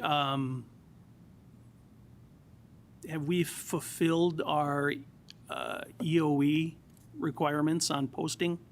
Yes. Okay, thank you. And I guess I would like to just point out, with regard to some of the places that we do advertise to, it's not really an active recruitment like a recruitment firm would do. So that's the one thing is we're hoping to, as one of my individuals say, cast a large net and hoping to draw people in. So it's not as active as we would like it to be. So. Alderman Olson. Ms. Junt, is there a cost to the city if we hired someone that they did not recruit? So if we had an applicant, if we had signed a contract with the recruiting firm, but we had a different applicant that we chose, would there be a cost to the city? At the point, Alderwoman Olson, at the point when you sign a contract with the firm, you are obligated to use them. You cannot do an offside recruitment. You have obligations to them through a contract. You would be required that those individuals would have to apply through that particular contract, so. Thank you. Yeah. Alderwoman Evans. I would just like to share, without disclosing, details of a conversation I had with a senior staff member, city staff member, who wanted to provide input into this process, who actually believes that we should undergo an external search, that even if it ends up that our internal candidates are one of the ones chosen, this person felt there would be more legitimacy in that decision, and certainly acknowledged that the internal candidate or candidates may not be the best person for the job. We don't know that until we put that out there. So I felt obligated to share that with you all. That was input from a senior city staff member. Alderman Patagula. Where are we at, Lisa, now with applicants? Alderman Padragula, we currently have, I received another application today for external applications and one internal. Thank you. Further questions for Human Resource Director? Thank you, Lisa. If we have any more, we'll look to you. Discussion on the motion. Any discussion on the motion? Alderman Janser. Thank you, Mayor. In reviewing the draft job description that was sent out, and indeed, there's a lot of it that's similar to what was there before that we used last time around, I certainly don't have any problems with this amended document, but I think what we kind of are also conscious of is that regardless of what the job description says, it really boils down to the candidate and then how they perform and how they behave and how they build a team and execute the plans and lead. And so I'm satisfied with this. I think we should go forward with recruiting. As Alderwoman Evans said, there seems to be schools of opinion out there that would say that we want to do a national search. We want to try to look at any candidates that we can to try to find the right one. There's also another school of thought that has been spoken in the community that that's been tried and not terribly successfully, and that we should just look to somebody local and try to hire somebody that is close at hand. And I bring this up because while it makes a difference, I think what it ultimately boils down to is whatever the pool of applicants is, we need to pick the person that we think is going to do the best job. And so having a bigger pool doesn't necessarily exclude us from picking a local candidate. And so we have that before us. And I think approving the use of this recruitment firm will get us that broad pool of candidates, and so that's what we have before us. Alderman Pittner. Thank you, Mayor. I agree with Alderman Janser's comments, and I appreciate the revised job description that came before us, and I don't find any disagreement with it. Again, we went through this not too long ago with Chief of Police. We ran a national search, and we found a local candidate. I mean, iron sharpens iron, and I think if we have a pool of candidates to pick from, the cream will rise to the top, and it'll put us in the best position as a community moving forward that we can, again, find the right fit. So I support it moving forward. Ms. Junt. Mr. Mayor, if I could just make a comment with regard to what Alderman Janser said. With regard to community involvement, as was in the last recruitment, community was definitely invited to not only the interviews, but to meet the candidates during a reception. So we encourage community involvement. Our community engagement strategy department, team, has contacted me because they wanted to also be involved in that as well. So we do want to see that, so. Thank you for that clarification. Alderman Patagula. Just to add on to what Lisa said and then make another comment. Last time, although I was not on the recruitment committee, it was pretty broad-based. It was like 10 or 15 people, a significant number of community members, a significant number of staff members, some aldermen and alderwomen, maybe not alderwomen. Aldermen, excuse me. But it was a pretty broad-based group, and I spent about a day and a half with them during the final interviews, and they really looked carefully. Things happen. But I think it's important the public know that it wasn't just a staff or aldermanic kind of process. It really did reach out significantly to the community. Now, the other comment I wanted to make, apart from that, for the benefit of the public, which may not go over so well, is we're talking about $25,000 here. Now, that's not readily apparent from the motion unless you look through the detailed memos. That's a significant amount of money. I have to remain neutral and open-minded and objective. Of those 4 people I'm aware of, I think we have one very good candidate. But I think, and what I've struggled with is, this notion of, is it worth $25,000 when it looks like we got a good person? Other people may not share my opinion, but that gives me some pause. I will support the idea of using a recruitment firm. I think, as Lisa said, it lends more credibility to the process. We still have a significant segment of the community which decries a supposed old boy network and kind of done deals behind, closed doors and, smoke-filled rooms, although probably isn't much smoke these days. And I think, it's a lot of money to kind of counteract that, but I think it's a message we need to send. We owe it to the citizens of Minot to find the best candidate. They may be in-house, they may be in the community, but they might not. And I think it also, the notion of competition, I really like too, that if you're competing against other people, you have to, be your best. And I think that draws something out of you.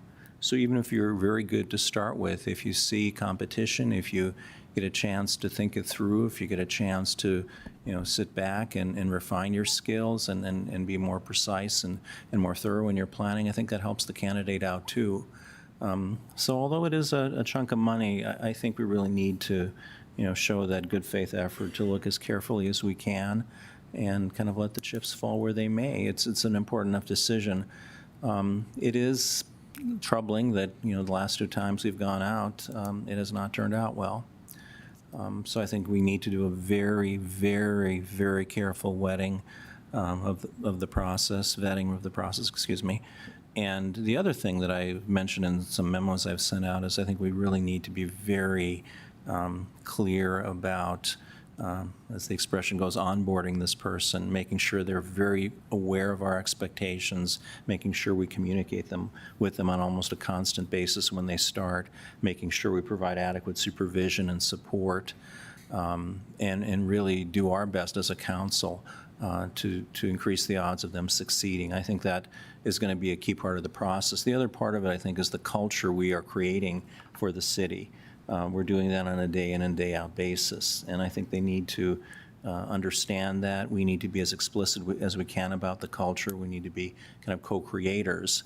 I do some personnel screening and evaluation myself, and what I've come to the conclusion is that it's the goodness of fit that counts. It's not something inherent in the candidate or necessarily inherent in the city, but how the two, or the position, how the two fit.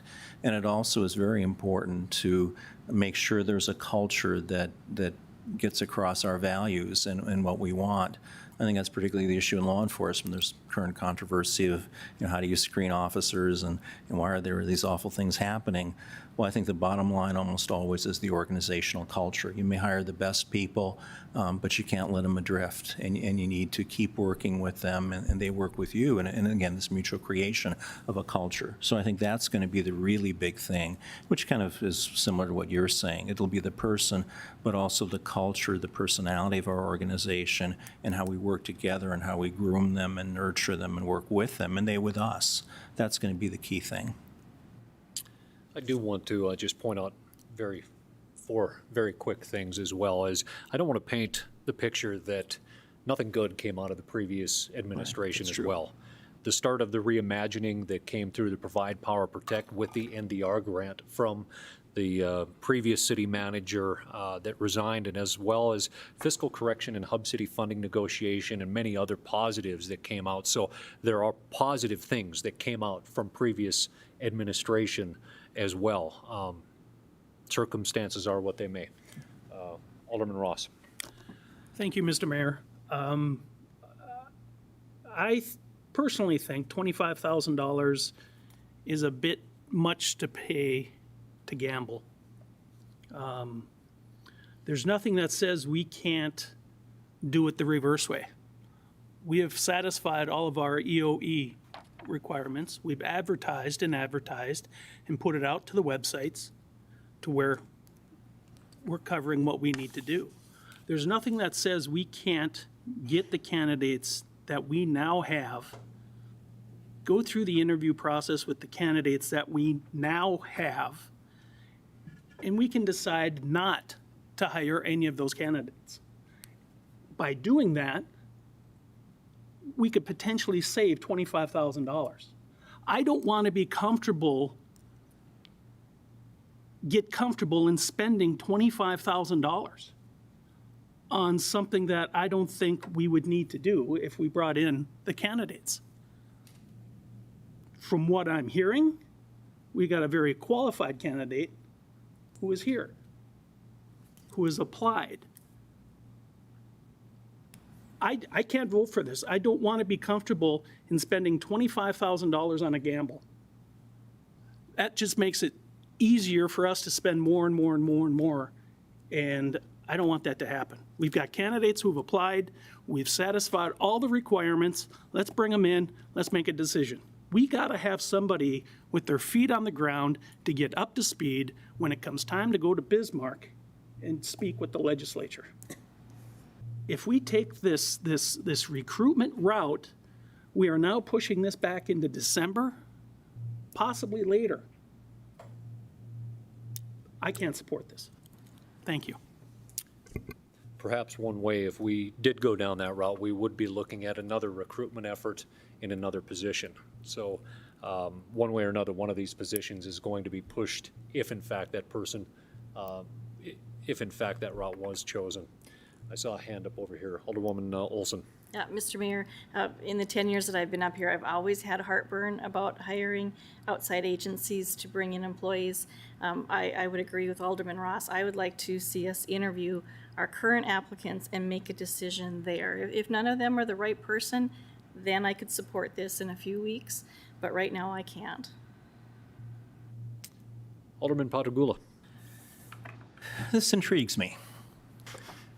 This kind of sequential process to kind of do a cut, perhaps save $25,000, and then if we don't find someone suitable to go forward. I guess I would ask how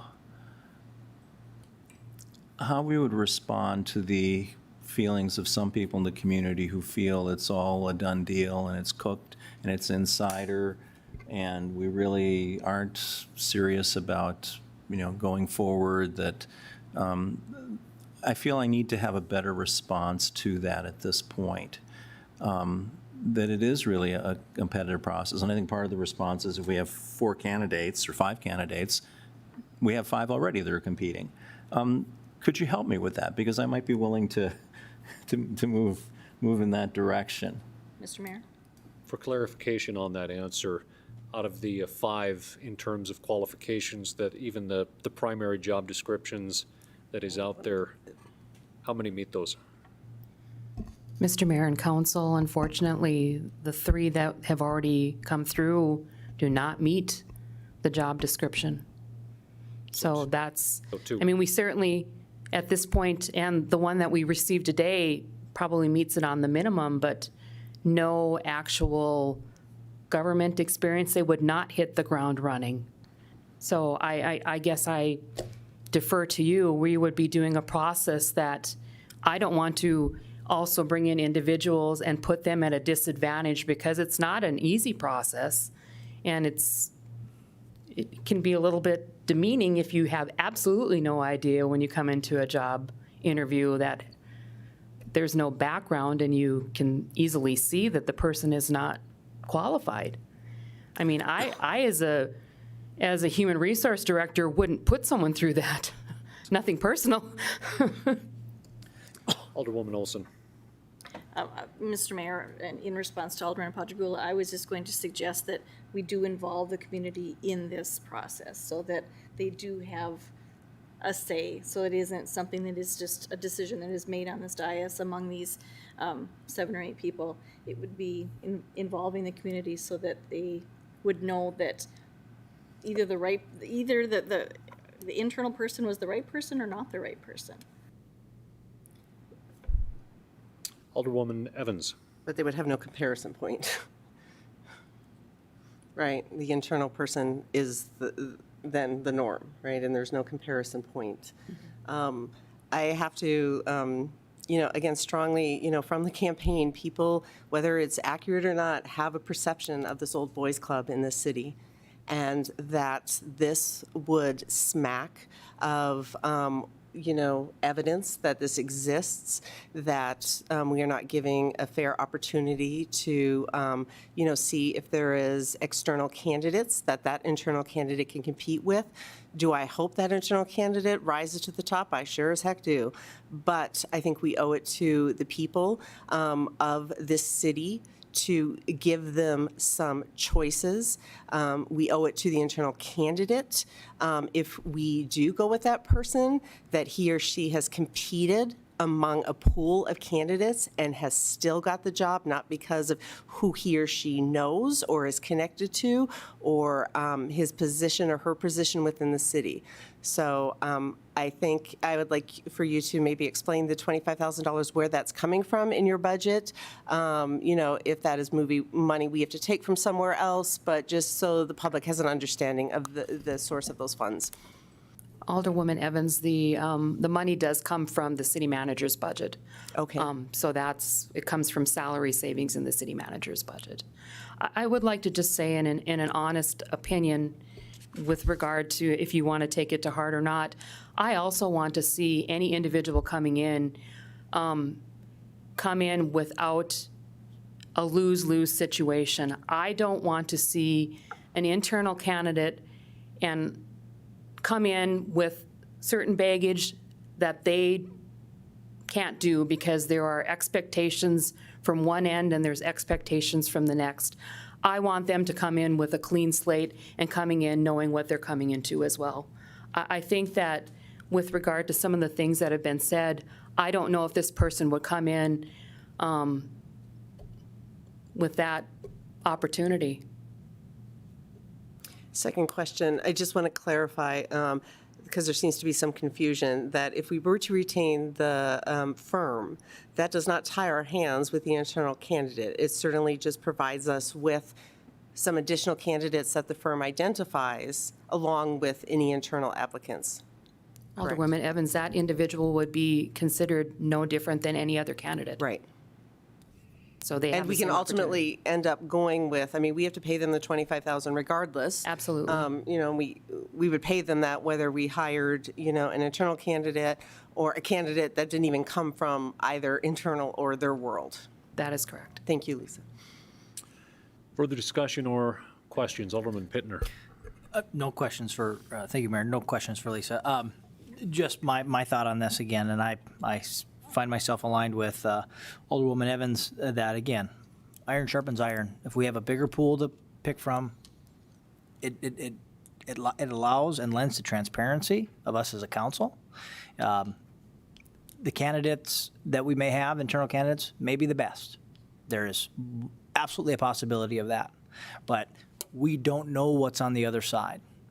I'm just trying to dumb this down for myself like I always try to do. If you go to a party, are you going to talk to the first pretty girl you see, or are you going to wait and hold back and see what's out there? That's the way that I'm looking at this. I want to see who else is out there, and it may be the first girl that I saw was the prettiest. It may be. But you know what? I'm willing to wait. I'm willing to play the field a little bit and see what comes up. Okay? I did that with my wife, and it worked out. So, but that's where I'm coming from. It allows us to be transparent as a council, and for us to sit here and say, nope, like let's just deal with what we got. That's we're not being diligent of resources to our taxpayers. We're not. So I can't. I will support the motion to move forward with the recruitment firm, and I hope. And if we have two candidates, an external and an internal, that is side by side, apples to apples, I would lean towards an internal candidate because of the familiarity. There is an edge there. I agree with that 100%. But I think we have to be diligent. Thank you for the clarification on the party part, Alderman Pittner. Any further discussion? Any further discussion? Madam City Attorney. Mr. Mayor, does the motion include approving the job description modifications? I would look to the motion maker in the second. Who made the motion? Alderman Yes, it does. Pittner. It does, and Alderwoman Olson is the second. Does the second agree? Yes. Yes. Last call for discussion. Seeing none, please call the roll. Pittner, Yes. Padragula, Yes. Ross, No. Sitma, Yes. Evans, Yes. Janser, Yes. Olson. No. Motion is approved. That is the end of section 5. I would move on to personal appearances. This is no. This is an opportunity for anyone to come and speak on behalf of any item that is or is not on our agenda this evening. I would just ask if you do come forward to state your name and your affiliation or address and your topic.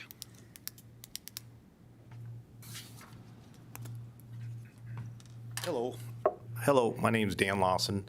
I'm with 28 Taste and Taps at 1603 35th Avenue Southwest. The question I have is, Mayor and the council, is a safety issue that I sort of came upon with the location. I did describe it to a couple engineers at the beginning when I was purchasing the place, and that was with the traffic coming into the parking lot, and the safety concern I'm having is with the location that it's at is where I go into my address, the business, and Sonic's drive-through is actually into the street. So if I go there at a busy time, like say 5 or noon, I can't even get into my place because their traffic is in the way of the street. So, I mean, just from everybody going in the drive-through. And the safety concern that I have is with this place is that if I have a safety issue, if I have a fire or if I have something going on into their restaurant, and if either people got to get out of there, if people got to get out of there, I only got that one exit, and if there you go, perfect mapping of it. Good.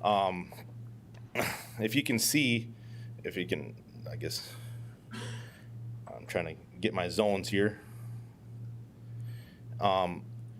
If you can see that on 16th, I have enough room to get actually into that place. And I also talked with the contractor about doing that work, and also made a couple calls to the city engineers with Minot and said, hey, I gave them my proposal, like, hey, this is what I got going on. What do you think about that? And the first person I talked to his name is Stefan. He says, yeah, that shouldn't be an issue. So I said, oh, perfect, okay. So, but he says, let me check. And then he called me back the next day, and he came back as, we can't do it because other businesses tried to get the same thing that I'm going for, but It's just not going to happen. So, and I understand what he's coming from, but a lot of these other businesses have two ways out. They can go out, as you can look at mine, where I got a dumpster that's right there. If you could just pull out, sorry, to the, if pulling in on 35th there, if you could zoom out a little bit. As you see, you come in and you can see the traffic that's going into Sonic, right? Right there.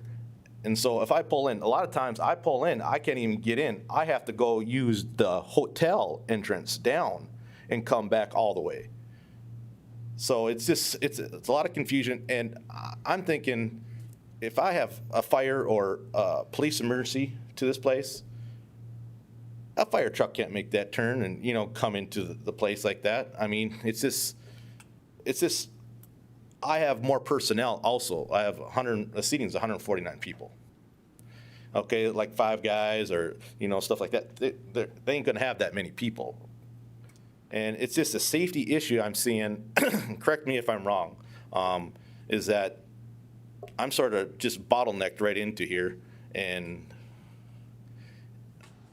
my proposal would be, you know, right here is where coming off 16th is a turning lane into the place.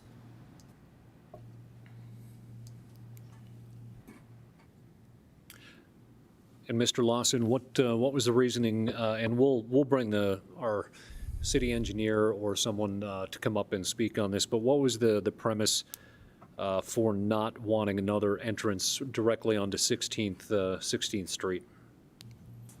Excuse me? What was the premise or the reason that you were given that they didn't feel that the Just safety was there for 16th Street? That other businesses tried and they were denied, so they just as accumulated that I should be denied too, because why would I get one if they did? That's what the response was. Thank you, Mr. Lawson. Any questions before we look to our Alderman Patagula? Yes. I didn't hear the name of your business. It's a restaurant, I take it? Yes, to more clarify it, it's 28 Taste and Taps. That's the name of the building. It's the old Fuddruckers. Okay. The old Fuddruckers building.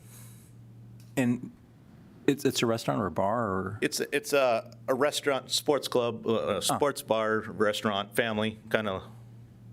And it's in 1603 or 1601? 1603. 1603. Okay, Yep. Thank you. Yep. And for clarification on the council, looking to the south of that, that is the undeveloped open field that is sitting there. It's not an out of date map, Yeah. but it is undeveloped.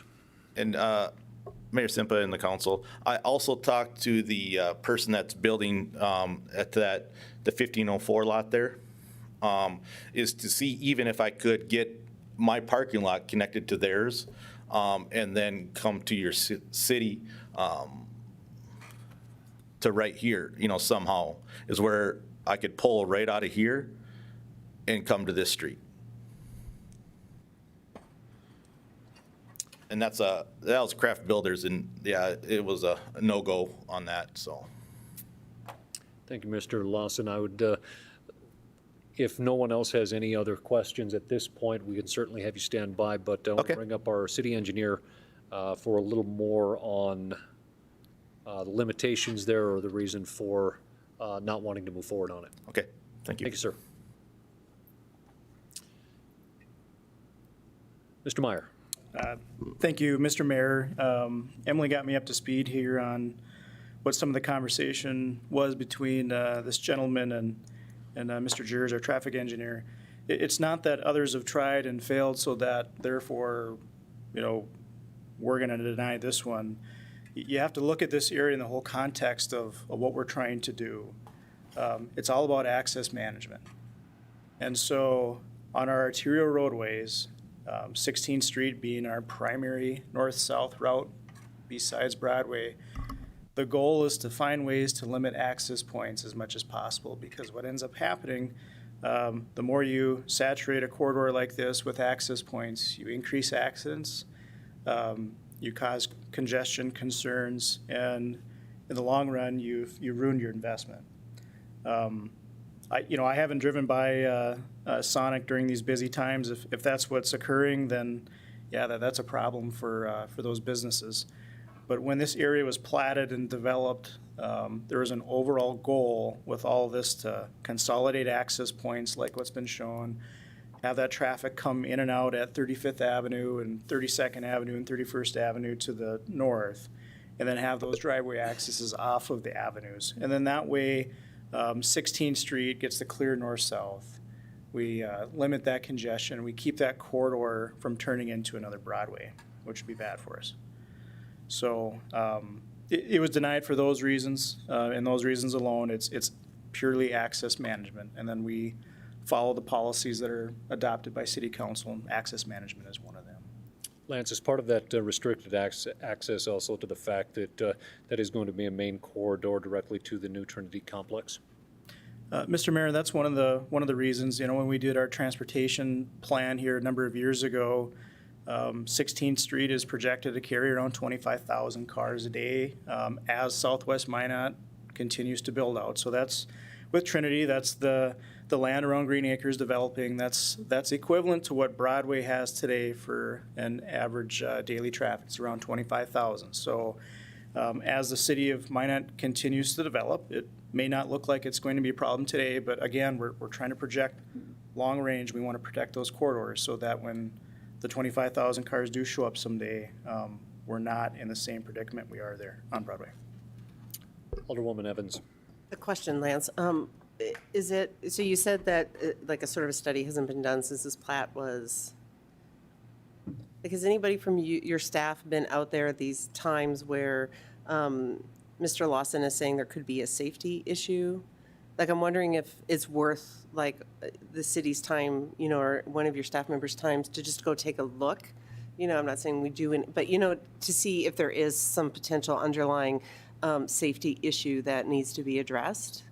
Mr. Mayor and Alderwoman Evans, I don't think that's a bad idea at all. I guess me personally, I've never seen that situation occur, but I'm sure it happens. I mean, if you look around town, there's certain restaurants where their drive-throughs, like Starbucks or others, that they're spilling onto Broadway or other corridors. Those things can happen. So we can take a look at it and see if there's some other potential solutions besides another access point at 16th Street.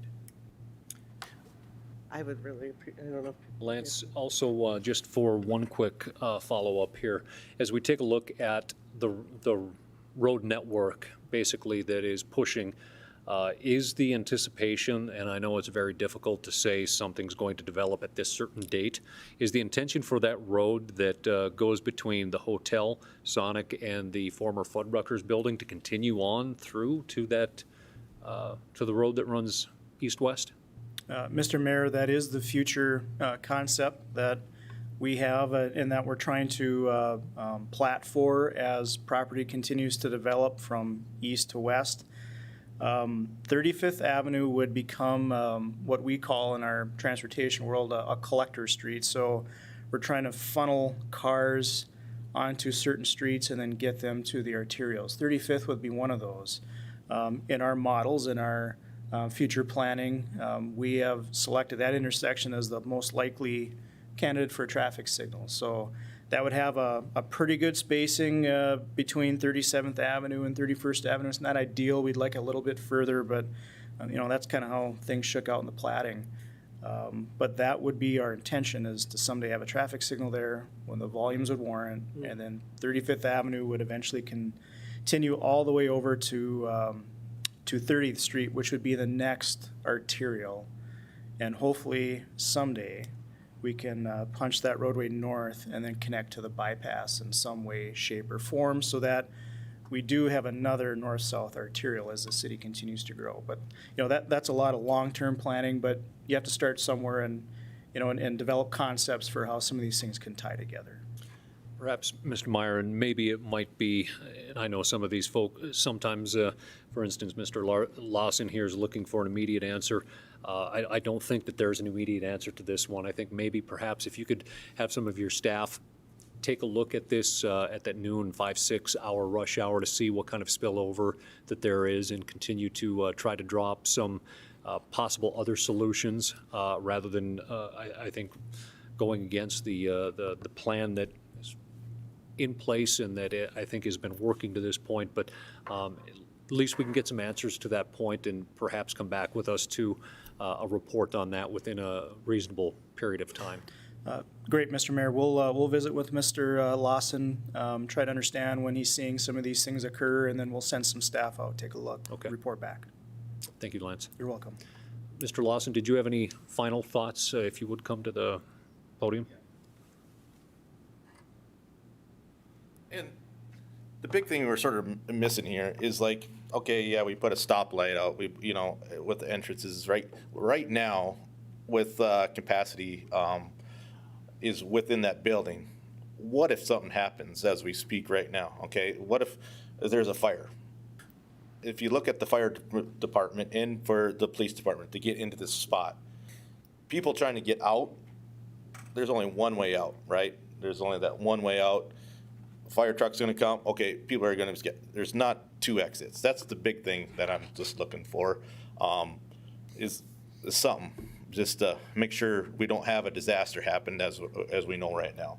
Is this where we're looking at it, and I'll talk with the engineers and stuff and such. But that's the only thing is like, what are we looking at? Is this safety for all the personnel that are in that building? Is like, if something does happen, where are we gonna go? Mr. Lawson will also make sure that Chief Crowns-Noble is keyed in on that conversation as far as safety on egress and so on. Okay. Thank you. Thank you. Thank you. One more time, this is personal appearances, an opportunity for anyone that is wanting to come up and speak on any item that is or is not on our agenda. If not, I have one remaining item that is before us tonight that was added last moment. To the folks at home, I do apologize, as it did come in late on Friday, and with all of the things that have transpired today, we did not get an opportunity. But seeing as the issue itself is importance, I wanted to bring it before council tonight for an agreement with Ward County. For the background on this, the Ward County Mortuary trailer was purchased with Homeland Security funds in 2007 by the Ward County Emergency Management Office. The mission of the trailer includes, in priority order, the 1, transportation of deceased in mass casualty situations; 2, transport store descendants found to be in advanced stages of decomposition from scene to a designated area for autopsy or preparation for burial; and 3, the transport of coroner cases to any facility as required for the autopsy. The recommendation is to sign a memorandum of understanding between the City of Minot and Ward County regarding the mass mortuary trailer, and authorize the mayor to sign the MOU. Our Ward County Emergency Manager is also here. I would look for a motion, and then we can perhaps get a little more information. So moved. Alderman Ross, motion by Alderman Ross, second by Alderman Patagula. Good evening. Good evening, If you would, just a little more as what this memorandum of understanding is for both entities, the City of Minot and Ward County. So what this trailer serves as Mayor Sitma said, it's our mass mortality trailer, but what we mainly use it for is badly decomposed bodies that need to be transported where an ambulance isn't really an option due to the deteriorated bodies. So we kind of use it as that for long distance transports and things like that. And it's an agreement that we have with the ambulance, with the PD, the sheriff's office, and several of the funeral homes in town. Any questions for our Ward County Emergency Manager, Alderwoman Evans? Is this, this was purchased in 2007? Correct. So would this be the first MOU the city enters into with Ward County, or are we just doing a new one? This is a new one, but this will be the first time it's been re-signed or gone over since 2007. Okay, so we're just doing something we've been doing since? Correct. 2007. Okay, thank you. Alderman Patagula. I'm a representative of the Ward County Emergency Planning Management, whatever committee, and I can vouch for this. We had an extensive discussion of it, and I'm more than happy to provide you details you probably don't want to hear before you eat. But no, seriously, it's needed, it's legitimate. It's been vetted very carefully, and I would recommend it. Thank you, Alderman Patagula. Any other questions or comments? I want to clarify, Alderwoman because Evans. the public did not have this, is that there is no fiscal impact to the city by entering into this MOU. Correct. There is no fiscal impact. All of the maintenance that is done to this trailer is provided through my office, and all of the supplies that are replenished into it after each use is of that, whoever uses it, if that makes sense. Thank you. Any further comments or questions? Thank you, Jen. Thank you. Final discussion? We have a motion and a second. Please call the roll. Ross, Yes. Sitma, Yes. Evans, Yes. Janser, Yes. Olson, Yes. Pittner, Yes. Padragula. Yes. Motion is approved. That takes us to our department reports. The financial update. Good evening. Our Finance Director, Mr. David Lakefield. Good evening, Mr. Mayor, members of the council. A few meetings ago or some time ago, we were asked to bring regular revenue updates back before this body. And with the next council meeting being the preliminary budget, we thought this was the best time to revisit our revenue scenario. Unfortunately, typically around the 20th, 21st, 22nd of the month is when we receive sales tax and oil revenue or oil tax revenues paid to us for that month, and we did not receive those today, so we don't have a really fresh update. But I thought it would be good if we go back and revisit some of our earlier forecasts and compare them to where we are today, and take a look at that again. If I can get the technology to work.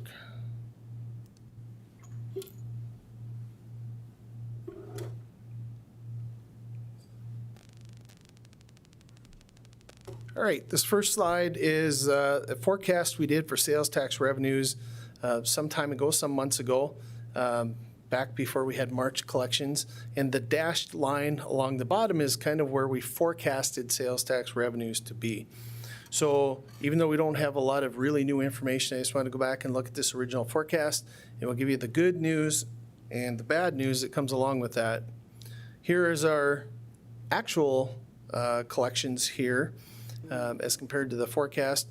The good news is in March, our collections were actually better than forecast. April was about where we thought they would be. Unfortunately, May came in less than what we anticipated. The good news with this is in our original forecast, we forecasted a reduction of 25% from 2019 actual amounts. Currently, year-to-date collections are 13.21% under the same period last year, and collections are actually 8.92% under budgeted amounts for year-to-date. So even though it looks like we're lagging under where we forecasted, we're still less than the 25% decrease that we had anticipated based on 2019 actuals. Year-to-date collections are actually at 9.61% over the revised forecast. And like I said, the next month or two of collection numbers are going to be very telling for us. We have been forewarned by some of the experts or those very knowledgeable that we may see a bump in some of our sales tax collections. Our state aid from North Dakota, which is dependent on sales tax collections from the North Dakota side of things, because there have been a lot of big ticket purchases, campers, motorhomes, boats, RVs, automobiles, all of those types of things. That doesn't impact our city sales tax generally. So we may see a little bit of a bump from our share of the state sales tax, but we're really keeping an eye on our city collections as well. And just a reminder, sales tax revenues are highly variable. Even in a good year, we see a lot of up and down with them. This is, again, just revisiting the formula, and it's very simple on our Hub City tax collections. The takeaway from this is a portion of our Hub City money comes from a separate bucket that fills first in the stream of oil tax revenues. So some of that money we're first in line to receive. So not all of our funding through the Hub City is at jeopardy. So that's why I wanted to bring this back. This is the lovely chart for the West Texas Intermediary crude for the July contract. And, you know, typically what we're looking for stability is a nice flat or slightly upward curving trend. We don't like to see the sudden up and down movements. The good news that I wanted to point out here is we saw those drastic price corrections in April and May. The nearby contract at one point, I believe, was negative. The July contract did not dip that low, but prices were in the teens, and we're hovering right around that $40 mark right now. So even though that's less than what they had used in the budget forecast for the state, we have seen some recovery. The other component with this is also production. And we have just a clip here that came out last Friday from West Dakota Energy Association. Production was down more than 650,000 barrels per day, based on the all-time high of 1.5 million barrels per day set in November of 2019. So not that far ago, we're less than 900,000 barrels in today's world. So we need to see some price increase and also production increase to get back to where we thought we should be in the original 2020 budget.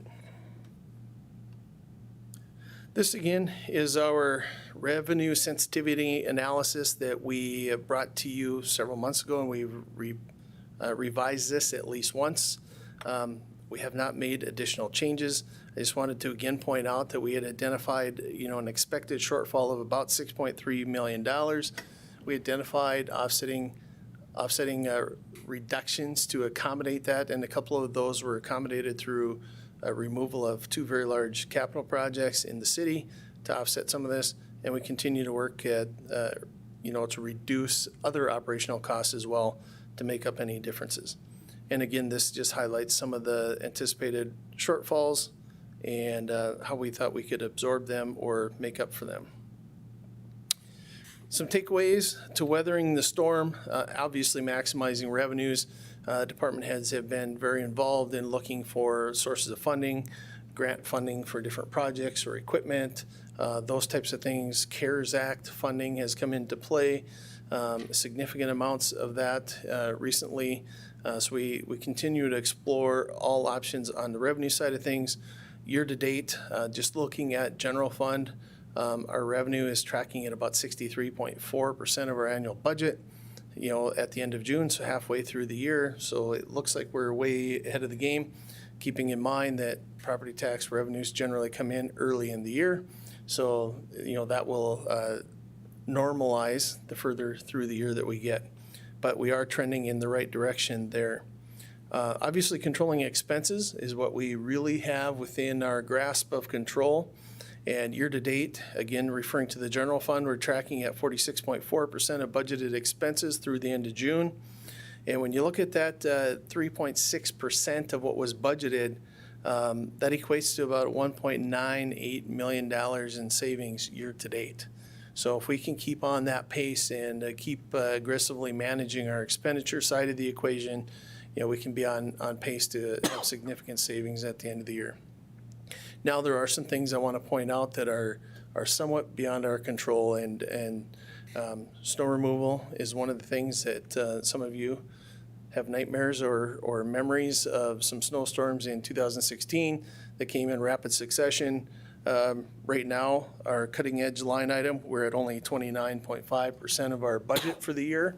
So things are looking very good there, and I know that we have a supply of them in Public Works already in storage, but they can disappear in a hurry if Mother Nature decides to work against us. So some caveats with that even though we try to aggressively manage this stuff, some of it is somewhat beyond our control as well.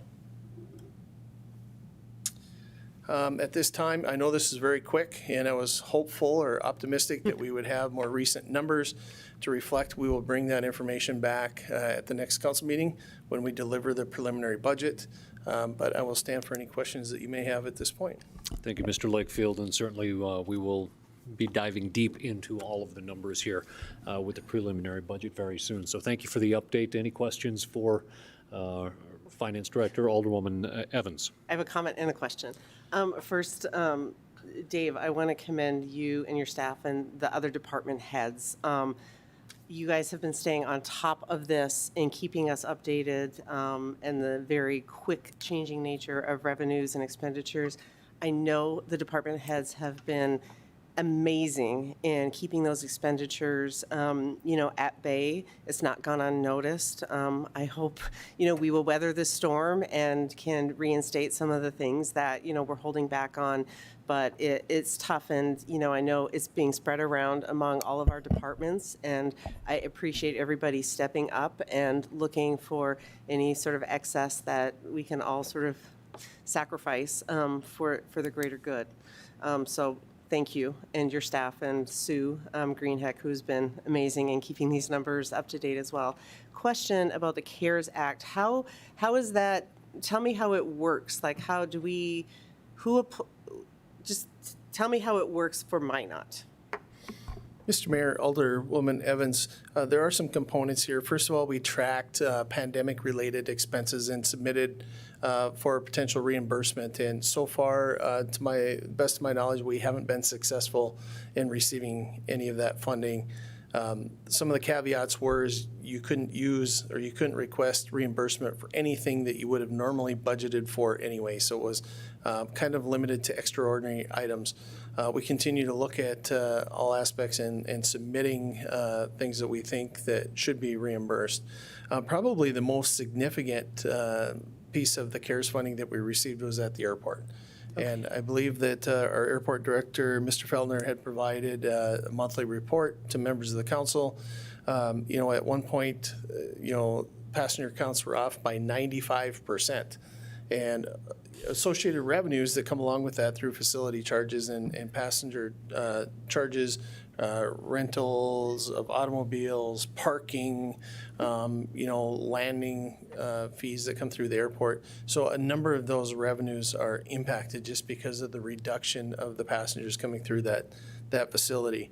And the the CARES funding was meant to replace some of that lost revenue. So we've been fortunate. I believe it was just over $2 million that the Minot Airport was awarded. So we have been able to tap into some of that to offset the lost revenue and make up those differences.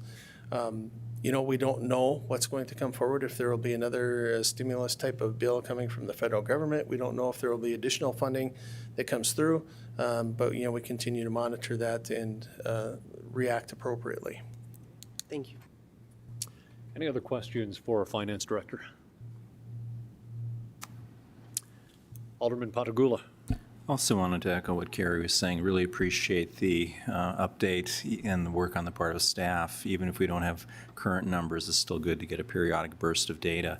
The other compliment is in terms of the mode of presentation. I mean, it's more digestible as someone who's not a numbers guy to have these frequently and have them short and with pretty pictures and colors. I mean, it really does make a difference in how we can comprehend, or at least how I can comprehend this data.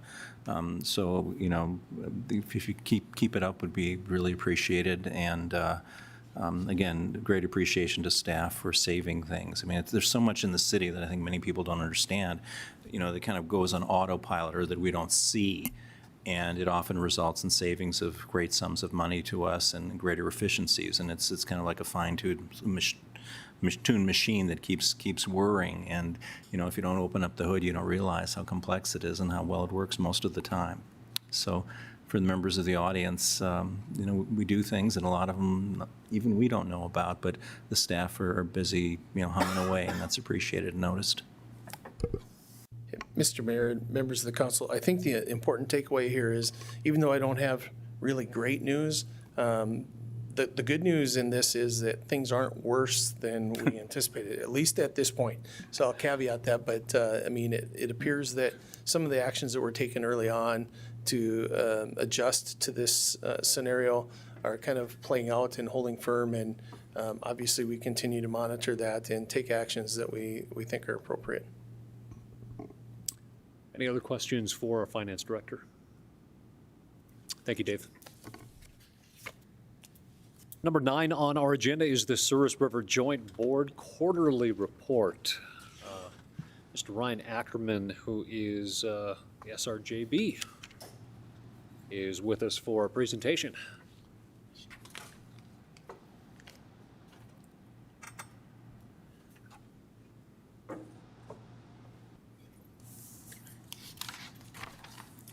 Good evening. I think you have to hit the button one more time for us. There you go. Good evening, everyone. Ryan Ackerman. I work as the administrator for the Souris River Joint Board. Appreciate the opportunity to give you an update today on what's been happening with all things related to flood control. I want to touch on 5 things in a brief update to you this evening. 1, construction, where we're at with those projects, design and permitting, acquisitions, funding, and then also the reservoir management studies that are ongoing. Related to Minot or within Minot, we really have 5 pieces of the project that are currently under construction in some form, going from west to east here. Last spring, we initiated the construction of some pre-consolidation settlement piles in Tierracita Vallejo. That work is done. Phases MI2 and 3, which I'm going to give you a fly through here shortly, that work is going to be substantially complete by fall. Last meeting, you recommended to the Joint Board to award Phase MI4A, which is the Maple Diversion Utility relocations, and the Joint Board did take that action at their last meeting. And then Phase MI1, the 4th Avenue Northeast Flood Wall, is currently under construction. So first thing I'm going to cue up here is a little video on Phase 1. And I'm not going to go through this whole thing, just kind of touch on some of the highlights here, but we're essentially traveling from east to west here. Probably the big things to point out on this phase of the project are currently the intersection at 3rd Street and 5th Avenue is closed as that street work is being completed. The end of the flood wall that you see on the screen right here, that is actually the end of the construction of that on this particular phase. We will pick up in the next phase of that project, phase MI5, and continue that to the east. Work on the flood wall right now is expected to be complete essentially by August with the structural concrete work. The paving on 4th Avenue, you can see right now it's graveled. The paving on that and the remaining work on that is expected to be complete by October of this year. Other major work that's being completed on this phase of the project is focused around the Broadway pump station, which from our perspective, this site looks less and less interesting by the day because all the great work that's been designed and constructed is now underground. This facility is expected to be operational and substantially complete by November of this year. This phase of the project as a whole, phase MI1, is expected to be substantially complete by April of 2021, with final completion expected to be in June of 2021. Jump next to phase MI2-3. This is the Napa Valley and Forest Road levee sections on the western side of Minot. Starting out here, our fly-through is basically going from west to east, starting at the 83 bypass. The Dakota Bark Park reconstruction is substantially complete. We're awaiting a little bit of work remaining on some of that landscaping, then that facility will be opened up. Much of this has remained untouched because it was mostly completed last year. I'll just kind of fast forward up to the next section that's of relevance here. This is at the Perkett Pump Station.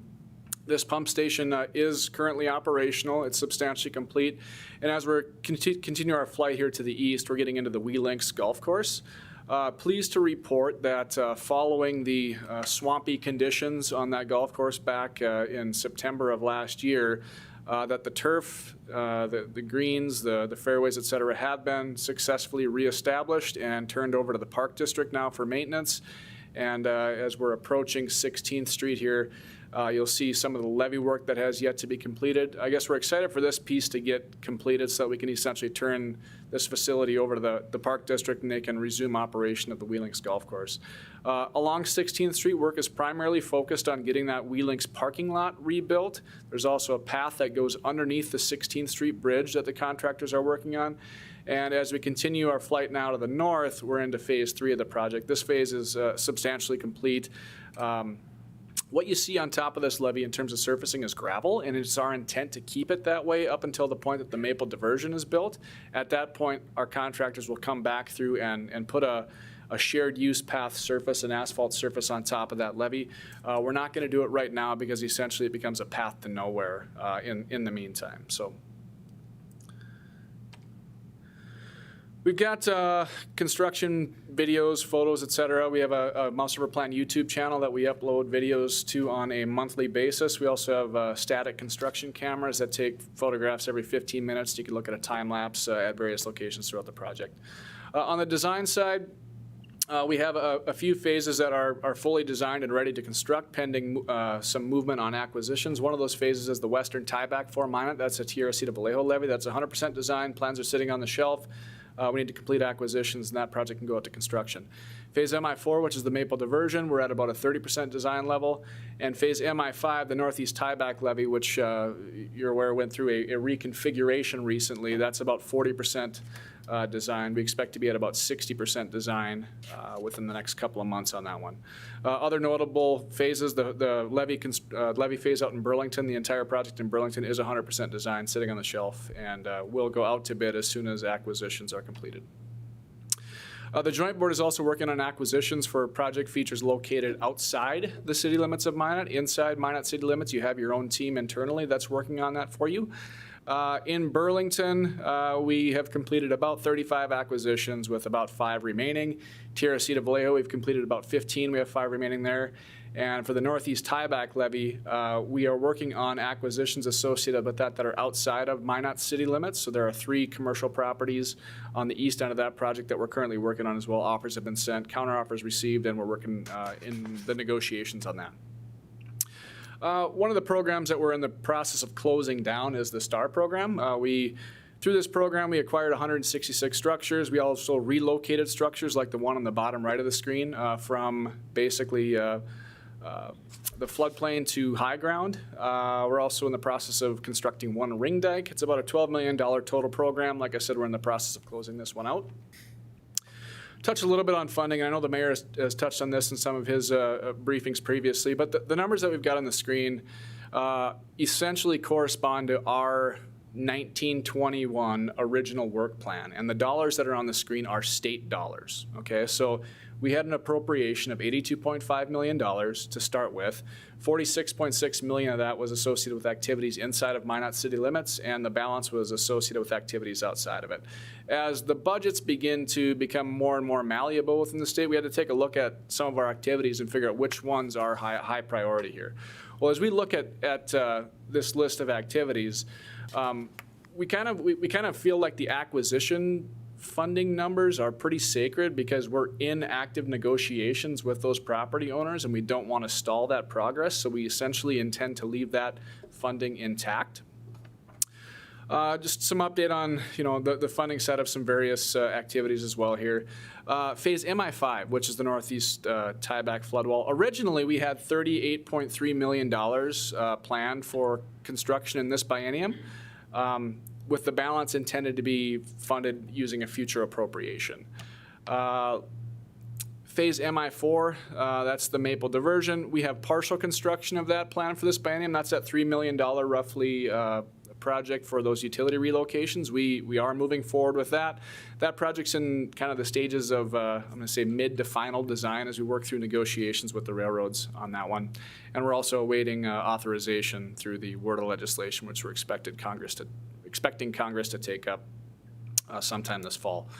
On the design side, pleased to report that it's our intent at some point in 2020 to begin the final design of phase MI6, which this would be the Eastwood Park levee. So finally, we're going to start looking at paying some attention to the balance of some of these sections of Minot that are in the floodplain. Outside of Minot, 2 large phases to really report on. One is the Burlington levee. Due to acquisition progress, we're splitting that into 2 different phases. The south phase construction actually has begun on that. The north phase will basically go out to bid as soon as acquisitions are completed on that. On the right-hand side on this slide then is the Tierra Cita Vallejo levee. Look, as I mentioned, this is actually the western tieback for Minot, although it is technically outside of Minot city limits. With that, it's about a $20 million project, and if provided that we're successful in completing acquisitions, we expect to be under construction in the fall of 2020. Obviously, we recognize that funding is short, and we're not going to spend what we don't have. So as the mayor previously reported to you, we've essentially reduced our budget by 40% or $33 million. How we're doing that is basically deferring the construction of 2 phases of this project into the next biennium and counting on those funds being made available by the legislature. Those 2 phases are the construction of phase MI5, which we would defer $24.9 million of state funds for that one, and then also the construction of phase WC1, which is at Tierra de Vallejo levy. So a portion of that would be pushed in the next biennium as well. I want to touch a little bit on reservoir management. Obviously, the operational rules are laid out in this international agreement between the United States and Canada that was signed in 1989. It's really a product of the Rafferty-Alameda project and also the Souris River flood control projects. This is essentially how it works, and I've gone through this with you previously, but I felt it good to touch on this because I know this was a campaign issue, so I felt it was relevant to really touch on this particular aspect of the work. So the Canadian folks dreamt up this Rafferty-Alameda project to basically serve its water supply needs in Saskatchewan. So they had their project to build the Rafferty-Alameda project, essentially to provide cooling water for the Shan power plant and then to also meet its apportionment requirements under the Boundary Waters Treaty. We came to the table kind of late in the game and said, hey, friends in Saskatchewan, would you be willing to expand upon these if we pay for a portion of these improvements? So we provided approximately $41 million US into this project. And as a result of that, we were able to purchase storage on top of what Canada built for its water supply purposes. For context here in Rafferty, it's roughly 15 feet of storage as a minimum. And in Alameda, which is, by the way, known now as Grant Devine Reservoir, there's approximately 20 feet of storage in that reservoir. So following the flood, the Joint Board, the City of Minot, and the State of North Dakota basically made a request to reevaluate the operational relationship, I guess, of these reservoirs. And this really got into this international system where basically the International Joint Commission steps in to facilitate this study. They have evaluated dozens, if not hundreds, of alternatives. We're currently in the final phase of the modeling for this exercise. And one thing I just wanted to demonstrate here today was one of the tools that this group has developed that I think, at least for myself, it does a good job of telling the story associated with some of these alternatives. And if I can get this to come up, I wonder if Derek can. Thank you. All right. Well, Internet Explorer is not supported on this particular device. We'll have to touch on that one later. But essentially, this particular tool allows you to do a side-by-side comparison of, let's say, a baseline scenario that represents the operational conditions as they exist today. And you can compare it to scenarios where basically you can pretend that these dams were constructed solely for a flood control purpose and they operate as a dry dam. Okay? And what that is going to show you is that under a dry dam scenario, the peak in 2011 would have been reduced. Hey, Derek, you're a genius back there, the man behind the curtain. Okay, so this tool, it's a visualization tool. Essentially, you can pick on different locations within the basin, and these red dots indicate basically flow gauges. So I'm going to go to the one that's right above Minot here, and it's going to bring up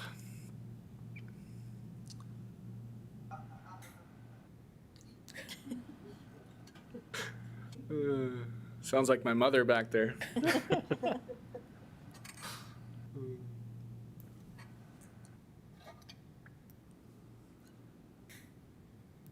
Well, it was going to bring up something really cool. What it's going to bring up is basically the hydrographs. Like I said, you can bring up a baseline scenario compared to these different alternatives. For the dry dam scenario, the peak would have basically dropped from 27,400 cubic feet per second to roughly 15,000 cubic feet per second, which is still 3 times the capacity of our current flood risk management system.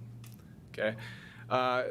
Additionally, there are multiple alternatives in there that our friends in Saskatchewan would like us to implement as well.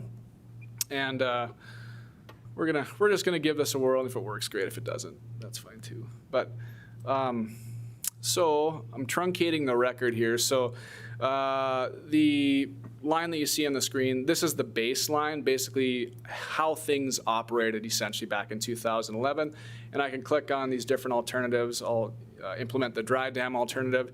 Then you can kind of see the difference between these two. Okay, so if we had dry dams, if Rafferty and Alameda and Lake Darling were empty in 2011, like I mentioned, roughly 15,000 CFS would have still been the peak here in Minot. I'll tell you that operating these as a dry dam is never going to happen, because that would be in direct conflict with the reason why Saskatchewan built those dams to begin with. So within this, you can go through this stuff at your leisure, but there are a number of different alternatives that have been evaluated with this. And one thing I want to show you is an alternative that is being promoted by the Water Security Agency of Saskatchewan, and that's one associated with dam safety. So essentially, there are concerns associated with the spillway capacity at Rafferty and Grant Devine reservoirs. And as a result of that, there's a desire to change the operational scheme of those reservoirs to basically dump water more quickly so they could evacuate those pools. Well, if we implemented that particular alternative, this would be how 2011 essentially would have played out. Okay, so again, our baseline here is in red. This scenario of the dam safety alternative, one of the dam safety alternatives, would have played out in gray, basically. So from a peak discharge perspective, we would go from 27,000 CFS down to 23,000 CFS roughly at its peak. Well, that in and of itself is a benefit. However, there's something, I guess, that we've voiced significant concern with, and that is the increase in discharges in basically early to mid-May through early to mid-June, where we're upwards of 12,000 CFS. I'll tell you that during the flood fight, we were not prepared to handle those flows. So essentially, this alternative would have flooded us sooner, and we likely would have been inundated much longer. Okay, so these are the types of considerations that are getting played out as a part of this study process. So just wanted to kind of give you a little peek behind the curtain here and not try to get too nerdy with you. But I would just kind of lay it out there as an offer that if you would like to take a deeper dive into this stuff, this is the kind of stuff that I get a kick out of, so I'd be happy to do that with you. Mr. Mayor, I think that's all I've got for you. I stand for any questions.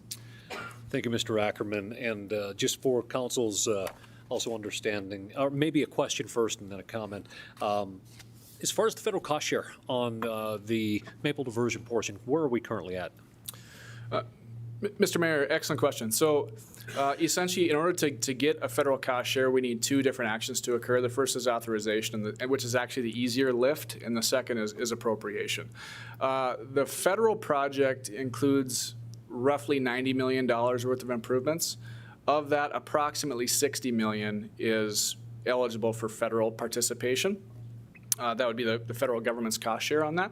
So I guess we anticipate that the project will get authorized sometime this fall, at which point it would become eligible for inclusion in some sort of a stimulus package should it come out. But again, the ultimate delivery of the funding is going to have to come through some sort of a program. If we go through the traditional civil works process, it's going to take a very long time for that. But we've been, working with our friends in St. Paul at the Corps of Engineers, and there are different strategies where essentially this project could be funded through alternative revenues that are available through the Corps' standard work program. Hope that answers the question, sir. It does, absolutely. And also just for the council's acknowledgement here and the rest of the community, the Water Topics Committee, Legislative Committee is going to be here August 19th and 20th. Of course, Ryan and the rest of the SRJP folks are going to help us take the different folks that sit on that interim committee around and show them exactly what those flyovers were for a complete understanding of where we're at in our flood control, because there's a lot of different legislators around the state that clearly haven't been to Minot in a long time. And one of the reasons we have been very successful is because we're not only shovel ready, but we're actually completing different phases. And with the guidance and the hard work from the SRJB, getting a lot done very quickly in maybe some comparisons, not that we would ever do that, but So if the council and others are looking for a little bit more information later in August, that is going to take place. Any questions for Mr. Ackerman regarding where we're at with some of our flood control? Alderman Pittner. Thank you, Mayor. Thank you for the presentation, Ryan. I don't geek out as much about water flows as you do, but I can respect it. So the only thing that catches my eye is on the Terracita Vallejo, there's one item that says dependent on negotiations with CP Rail. Obviously, we had negotiations with BN, kind of throw a wrench in. Is that any possibility, or what are we negotiating, I guess? Mr. Mayor, Alderman Pittner, with CP Rail, we're negotiating a crossing that is located on the west side of Terracita Vallejo. And those negotiations are going very well. In fact, we've received verbal approval from them that essentially our intent there is to do a modest raise on their tracks and basically have our line of protection go underneath them. Topographically, the elevations there of CP Rail relative to the river are significantly higher than the elevations of the BNSF track in the vicinity of 3rd Street, where we had the issue with BNSF. So on that particular issue, I feel like things are going very well. Okay, perfect. Thank you. Any other questions? Thank you, Ryan. Appreciate it. That takes us to number 10, liaison reports.